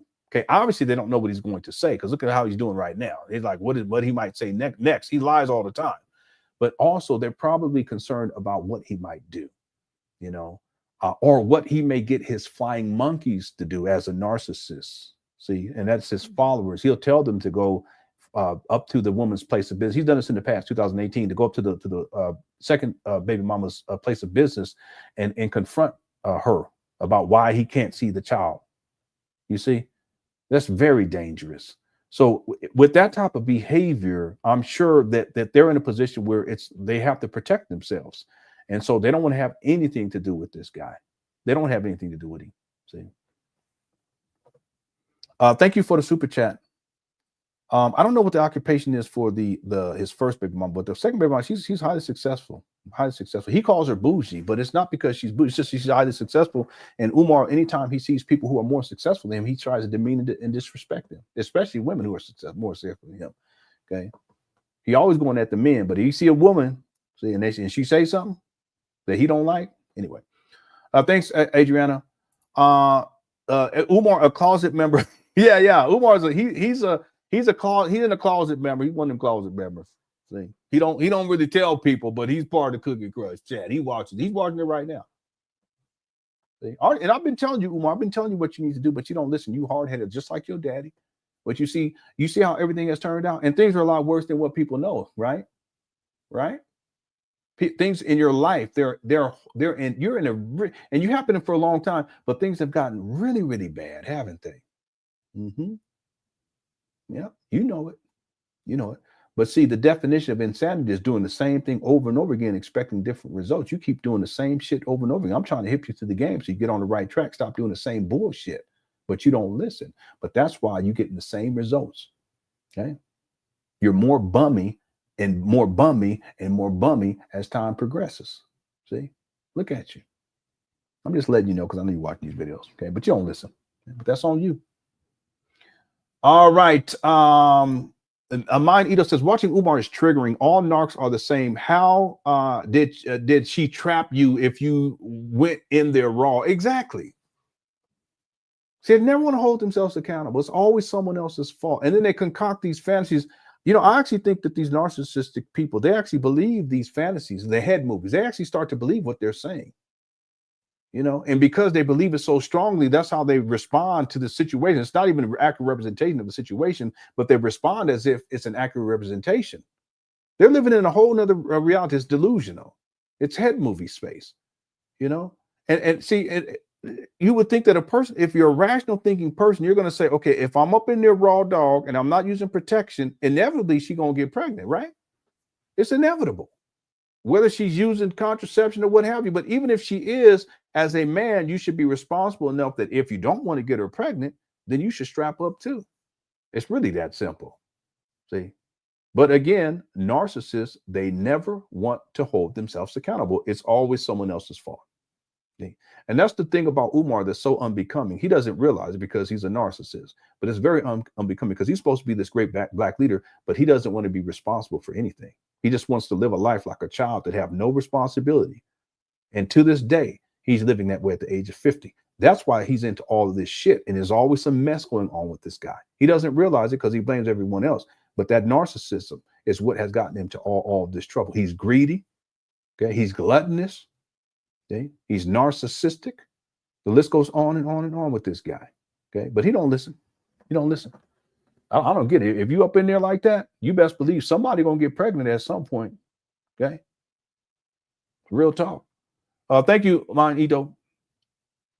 Okay, did I get to everybody? Let me just make sure. Then we're gonna finish this up today. Sky says he brought up the child passing to get a reaction from baby mama number 2 because nothing else worked. He's sick. He's a very sick individual. There's no reason for him to bring that up. But really, he's trying to hurt her. He wants her to relive the tragedy of losing her child. That's what he's doing. See, you know, I don't even think that she would watch Umar because he's such an abusive person, and people who have been abused by people, you know, by abusers, they don't even want to go watch this type of shit because it's triggering. See, but Umar, he knows what he's doing. He wants her to see that because he wants her to relive the emotions of losing this baby. What kind of man does that? I'm telling you, Umar's an evil person. He has no shame. He's the great deceiver of our time. He's a master manipulator. He's a narcissistic psychopath. How am I going to say psychopath? Sociopath. He might be a psychopath. I'm just going to say sociopath. Okay? And he don't care. I mean, that's such a horrible thing to do to anybody, but to do it to someone just to cause harm and then to put it out there for the internet to see, it's just wrong. But his daddy's the same way. See, his daddy's the same way. So it's just the wrong thing to do. And Umar, he don't care because he don't feel true emotions for other people, and narcissists don't. They don't feel any kind of concern or empathy or sympathy or anything like that. If they want to harm someone, they'll harm someone, and they won't have any type of regret about it. They don't feel one way or the other about it. In fact, some of them, you know, the sadist type, they actually get some sort of gratification from causing harm to other people. That's why I think Umar likes to be in mess and create mess, because then it justifies him causing harm to people. What kind of person is going to go online and say that about anybody? And ultimately, what he's attempting to do is cause her to relive the loss of her child. Umar, ain't no words. Ain't no words. All right, we got to finish this up. Thank you, Scott, for the super chat. All right, we got let's see. We got 5 minutes left on this video. Okay, let's go. Here we go. Why I'm not in my daughter's life if you have all of the information. Because I'm not going over this again unless it's in front of one of them or both of them together. So, according to the evil vegan, the loss of their beautiful child, their daughter, broke up their marriage. According to her, a big reason that her and her ex-husband broke up is the loss of the child. They got a divorce. From what I have seen, from what I have presumed from what I've seen, they never stopped dealing with each other long term. He doesn't know that to be a fact. He's making this shit up because this fits into, it has to fit into a narrative where he's disparaging her. This guy, he's sick. Let me say it again. The evil vegan and her ex-husband never stopped dealing with each other. They were still involved with each other because I think she told me that she was his first love. I think he's making this shit up. And why would she tell you that? And from what I understand, she's married right now. So what are you talking about, her ex-husband? Anyway, I'm going to leave it right there because I've already done the research. And he was her first love. I think she told me he was her first love and she was his first love. So they were first loves.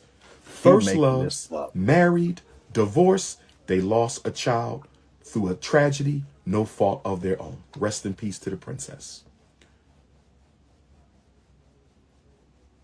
At some point, around the time she gets pregnant by me,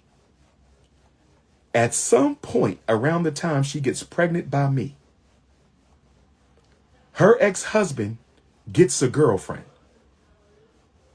He gets the girlfriend pregnant with a female child.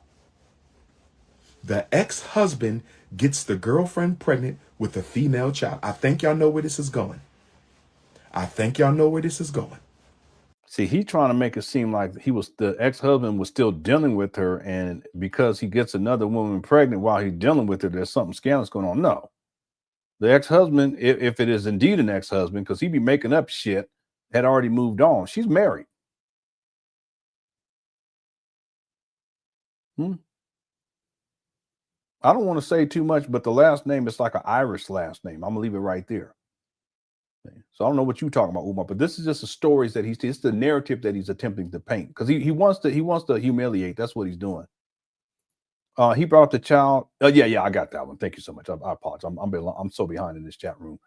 Big Papa Abson says, Lenon, I challenge you to an eat off. The loser has to raise the winner's kid. Well, you definitely win an eat off. I don't really be eating all that much. You know what I'm saying? You definitely win that, but I ain't ready.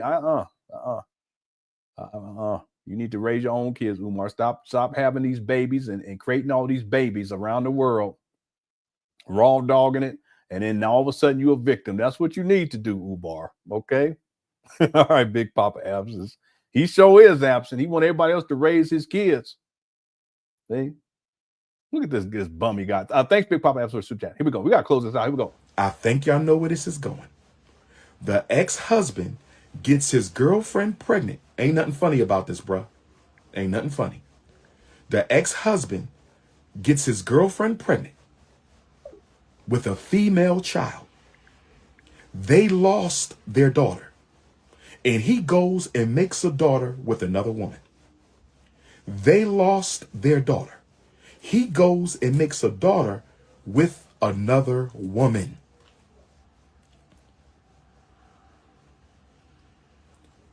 That crushed the evil vegan. She was hurt because the evil vegan loves that man to death. She loves him. He's making She absolutely loves her ex-husband. Trust me, no ifs, ands, or buts. Again, he ain't dealt with her in years. Understand that, and she's married right now. Umar, cut it out. Never met him, but I think they were meant to be together. See, he never met him. See, he ain't never met the dude. See, this guy. Anyway, we got to finish up. I can't believe this guy. Days of Our Pan Africanism live. I didn't really like Days of Our Lives because me and my girlfriend used to watch soap operas. She used to watch, and her mama. It was called The Young and the Restless. That's what it's called. And there was a guy named Victor. I remember his name today. He had a wife. It was all kind of crazy stuff. I had a little crush on the wife, and they had a daughter too. Had a crush on her when she got older. Don't tell Umar. Okay, it's nobody love. It's nobody crazy. But I never got into Days of Our Lives. Okay, and I only got into the other show because my girlfriend they used to record it on VHS tape and watch it reruns, just watch it over and over again. Anyway, thanks for the super chat, Derek. Here we go. For life, I really do. She loves that man. When he got the girlfriend pregnant with a female child, she was crushed.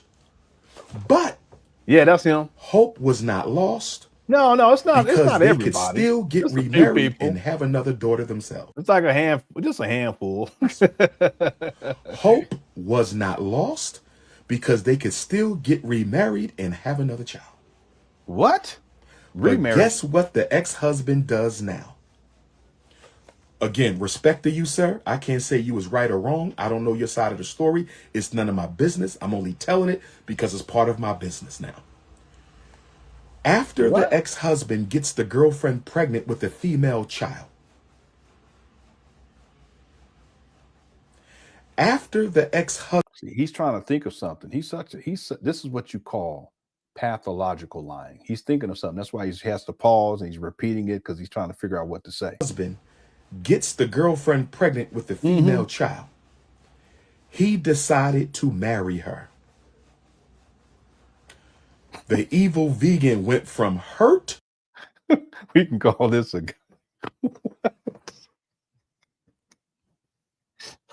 What in the world are you talking about? The Greek surgeon, the geek surgeon.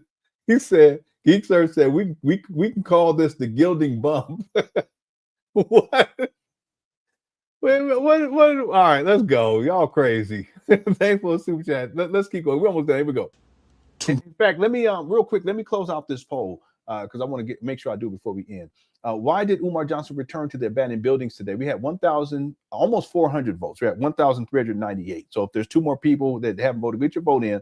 Then we get to 1,400. Why did Umar Johnson return to the abandoned buildings today? 30% say to beg for money. 14% said to give the illusion of progress. 3% said to play the victim. And 53% said all of the above. And I'm going to say all of the above. We watched there's two videos that he uploaded today. We watched the first one where he's cleaning up trash. That's him giving the illusion of progress, also playing the victim because, people are throwing trash. Okay. But then there's another video, and I'm sure in that video, he's going to ask for donations. And we only played just a little bit of that. We'll get to that on Monday. Okay. Okay. We got to 1,400 votes. Okay. Thank you guys so much. Very successful there. I'm going to go ahead and close this out because I want to make sure that it's archived here inside the chat room. There we go. And then we are at 653 likes. We still have 1,100 people here, 1,130 people. If you haven't hit that like button, go on and hit that like button. Let's see if we can get to 700 before we close out the show. We're going to be done 5 minutes or less. Okay, let me just see what Umar is saying right here. And thank you all so much. I want to thank everyone sincerely.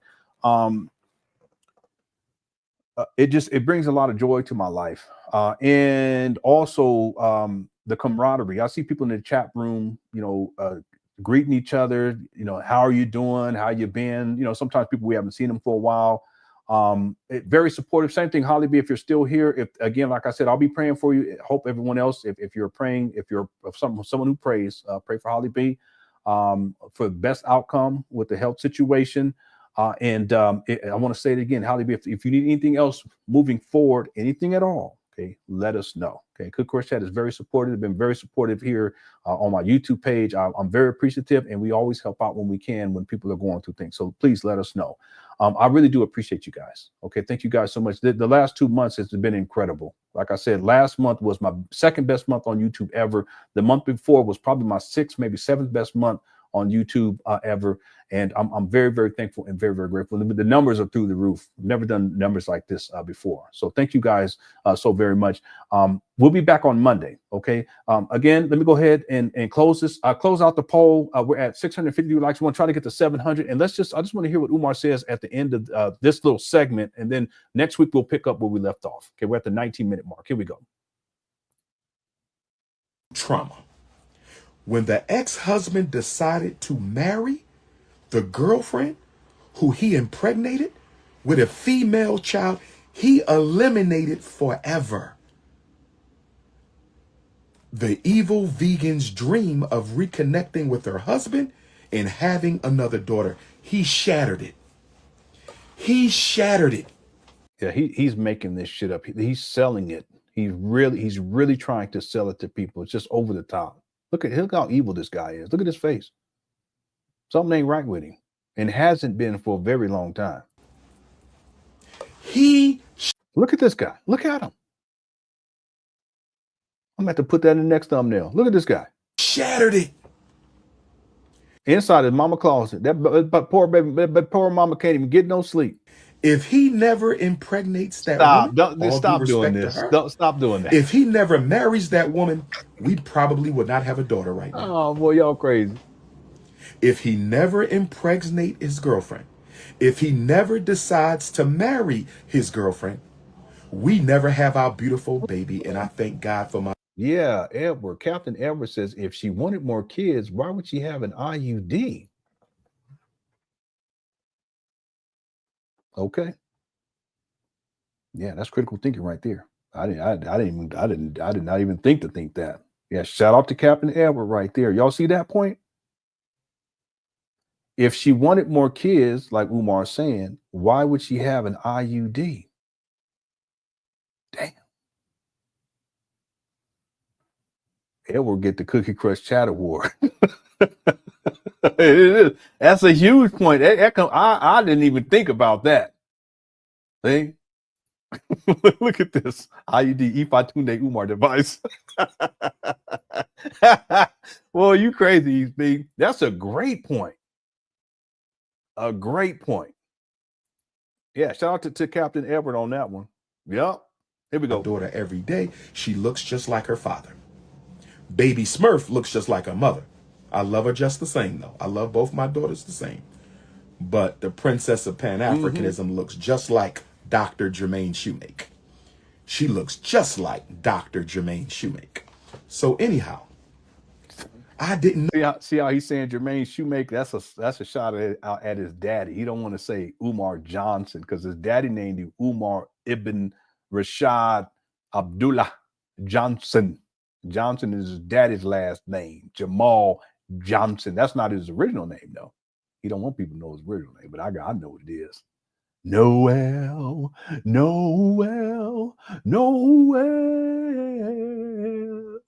Anyway. Know all this. I didn't know all this.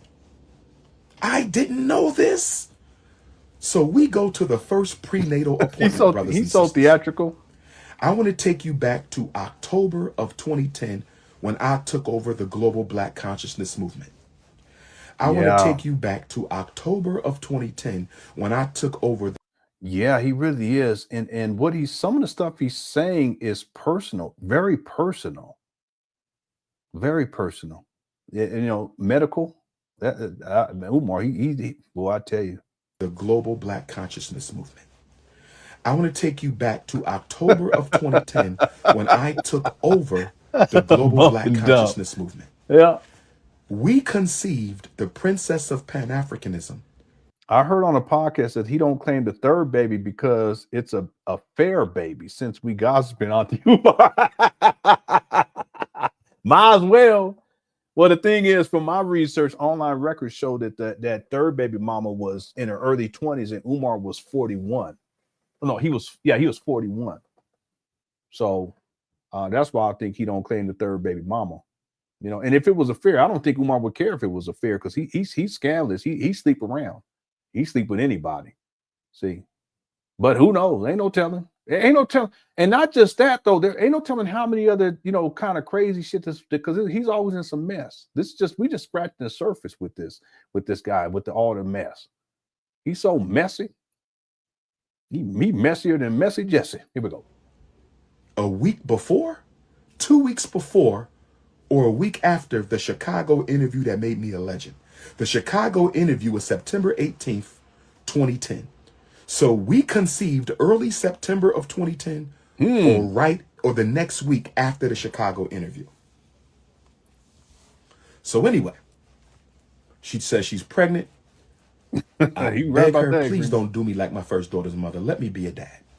I beg the evil vegan, please don't do me like my first daughter's mother. Let me be a father.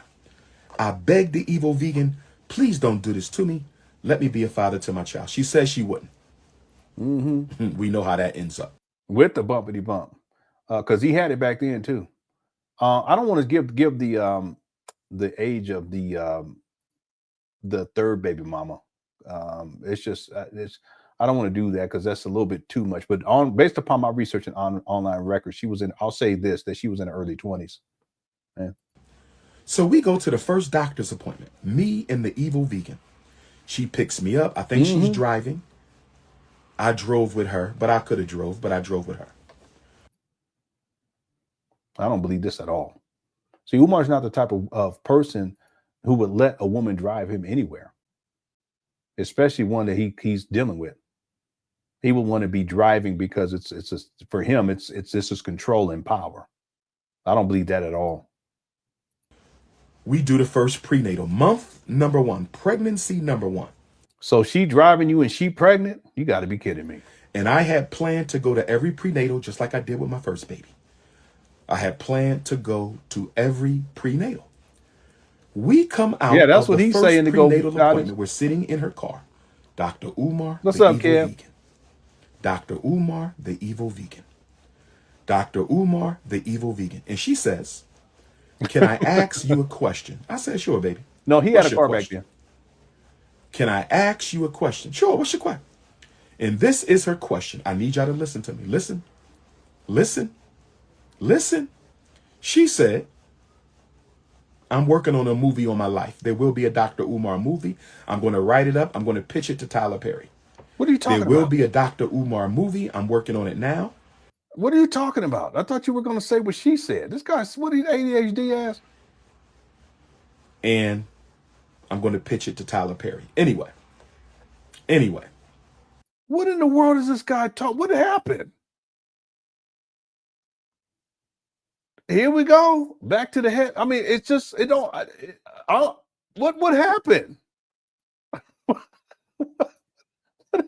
People call him Umar Auntie. We gonna start calling him Auntie Umar because he just, I don't know. I don't even know what took place right there. What in the world? Yeah, he gonna pitch it to Tyler Perry. He be talking so much shit about Tyler Perry.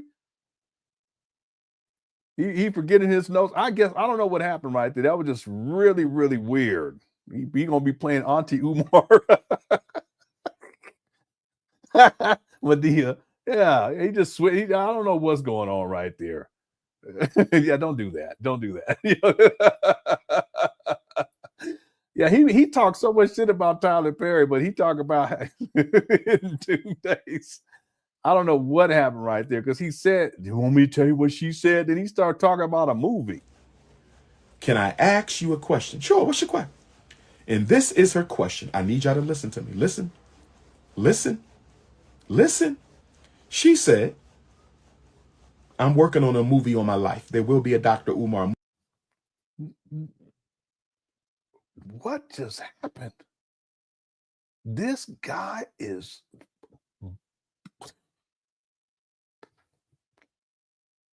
what? Damn.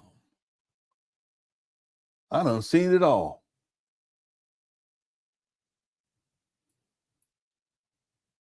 Yeah, that's part of it, but you see how he just I'm working on a movie of my life. I'm sending it to Tyler Perry. He sure did. He glitched. What's up, Kev? He glitched out like the Matrix. Let's go. We got a movie. I'm going to write it up. I'm going to pitch it to Tyler Perry. There will be a Dr. Umar movie. I'm working on it now. No, you not.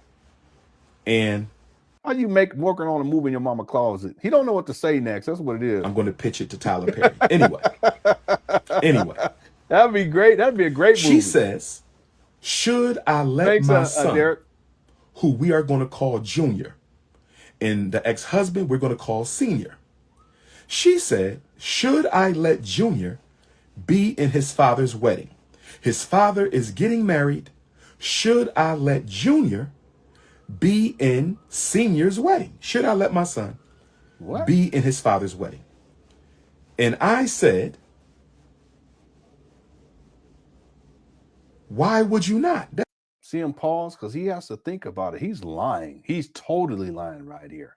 Y'all see that? That's his father. He should be in his father. If his father is getting married, he should be in the father's wedding. And guess what she said? Guess what she said? Guess what she said? She said, it is not his weekend for visitation.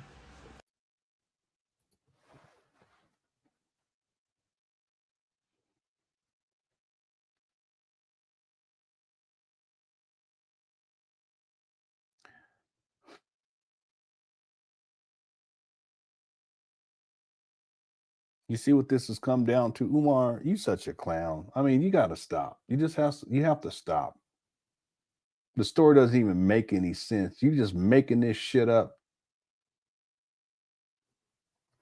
It's stupid. Y'all know what I'm saying? It's just stupid. We're at the 23-minute mark. We're gonna go to 25. 23 minutes, 44 seconds. Real quick, we got 686 likes. We get 14 more likes. We get to 700. Let's see if we can do that. Let's just get. We're gonna go to the 25-minute mark. Okay, I want to go to 20. We're going to 25. Here we go. Did y'all hear that? I'm gonna say it again. This is the first prenatal doctor's appointment. This is the first prenatal doctor's appointment. Yeah, she is pregnant with Dr. Umar's baby, but I'm not doctor yet. I'm 2 years away from that. I'm not doctor yet. I'm a full-time PhD student. She's well aware. I'm the biggest name in Philadelphia Black consciousness. She's well aware. I'm the Prince of Pennsylvania. She's well aware. But I am not Dr. Umar yet. I am not King Kong consciousness. Yeah, you got to check this one out. It's crazy. She says, should I let my son be in his father's wedding? And I said, yes, that's his father. And she said, it is not his weekend for visitation. What? Brothers and sisters, this is some bullshit. My mouth dropped wide open. I just had an epiphany. My ancestors just brought me. Oh, I think he's trying to justify why he decided not to marry her. The clue to this whole pregnancy out of the mouth of my daughter's mother. My ancestors helped me solve the whole pregnancy. What do you mean solve the whole pregnancy? That was divine intervention. That was, what is the chances of your baby mom being so reckless and so careless with her mouth as to ask you on the first prenatal visit, should she let the son be in the ex-husband's wedding? And when you say yes, she says it's not his weekend for visitation. What are you talking? Well, I don't get it. I said, oh my God. This woman is trying to catch me up in a love triangle.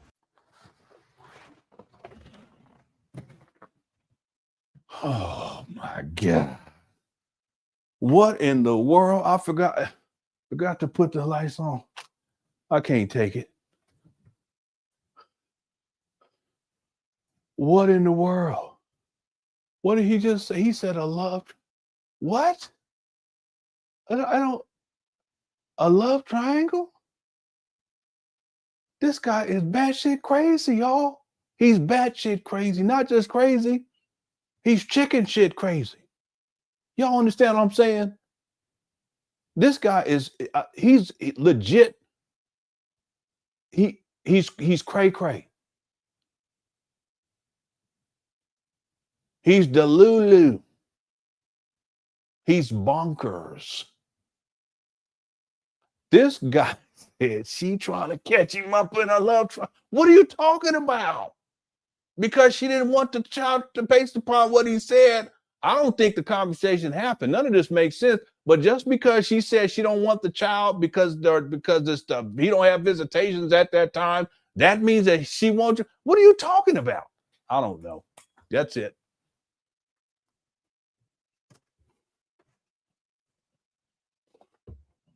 That's one of the most weirdest things I've ever heard Umar say.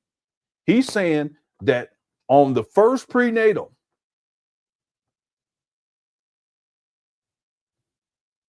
she asked him, should I let Junior go to his daddy's wedding? And Umar, yeah, you should. And she says, but it's not his day for visitation. And then Umar says, that's when I knew that she wanted to get me into a freak off love triangle. What?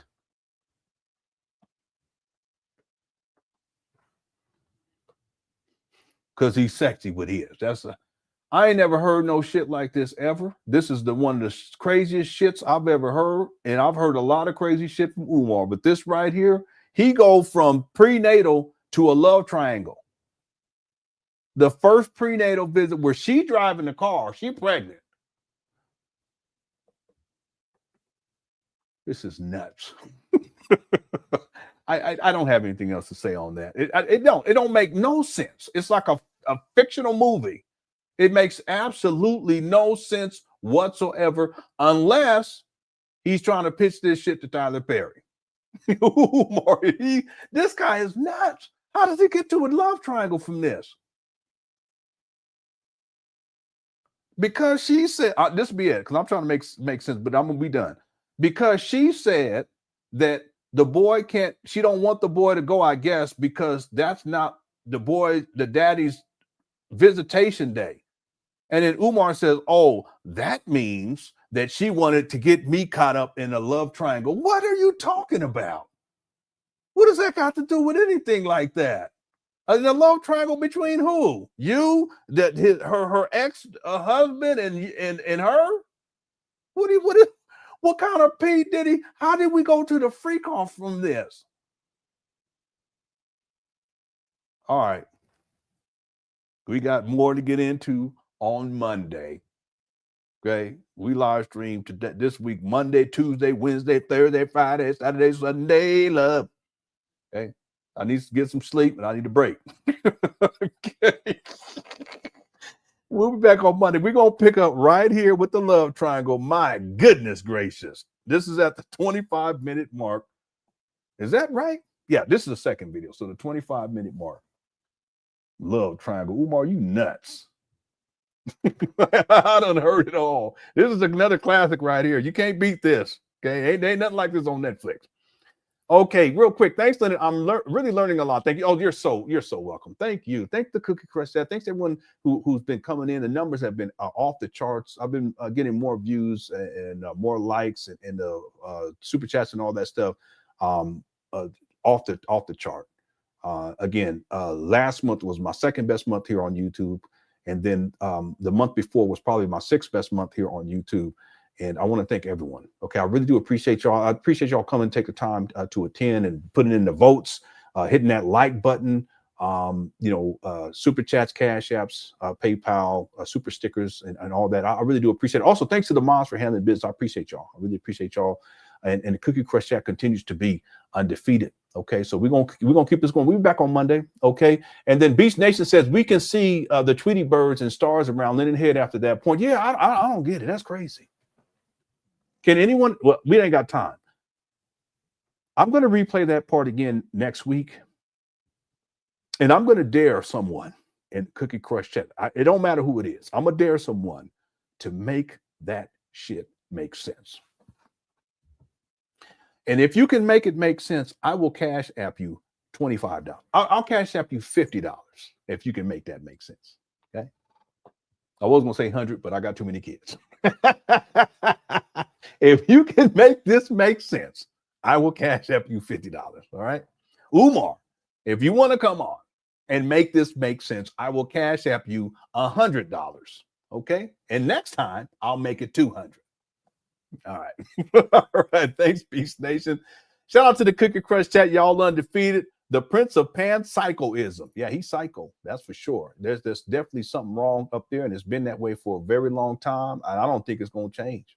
I think because and last point, if we look at this, because I've been working on this document, I haven't much time over the last 2 months, but as I've gone and look at these older videos and do the timeline, you guys go back. Umar, he wasn't unhinged like this. That mental health piece wasn't where it's at. It's degraded to such a degree. And now what you see him, what he's doing, how he's behaving, the ranting, the raging, him making up fictitious stories to paint these false narratives about his daughter, his own daughter, and his daughter's mother, and now the second baby mama. He don't talk about the third. You see, he's so far away from where he was at back in the day. And that's the difference. You would think that someone, as they get older, they're able to build their life up in the right direction. Umar's trajectory has gone in the wrong direction. And up here in particular, this shit done gotten crazy. See, it's degraded to such an extreme degree. And it's only going to get worse until he get the right mental health services from true professionals. Ain't nothing going to change. There's other stuff he got to get in order too. But that right there, he has to start there. He's psycho. Real talk. Thank you for the super chat. And then your kids will see it says, wait, you can't cash that Umar. Oh, that's true. I ain't sending him nothing to his P.O. box, and I ain't sending nothing to PayPal either. That ain't gonna happen. So never mind that on that one. Umar, and one last point. I told y'all when that Cash App gets shut, when that Cash App got shut down, it's gonna be a matter of months to where Umar's gonna be in a really, really bad spot. And here we are there today. See, I told y'all that. Remember? Here we are. Yep. All right. Thank you all again for tuning on. Thanks for super chat, everyone else who sent the super chats to the Cash App, PayPal links listed down below in the description. Also for you members, I released 25 more videos for you members for the members only archive. These are older Umar Johnson videos that aren't accessible to anyone else on YouTube. And then we have about 200 and something archived in total. So if you guys are interested in becoming a member, there's a link down below in the description of this video where you can click on it and you can become a member. And there's a member archive link. You can click on that too. All kind of stuff, literally hundreds of hours worth of content there for you all as members. Thank you all so much. And thank you again. Thank you, Kiara, for tuning on in. Everyone else, I really appreciate your presence. And as we always do.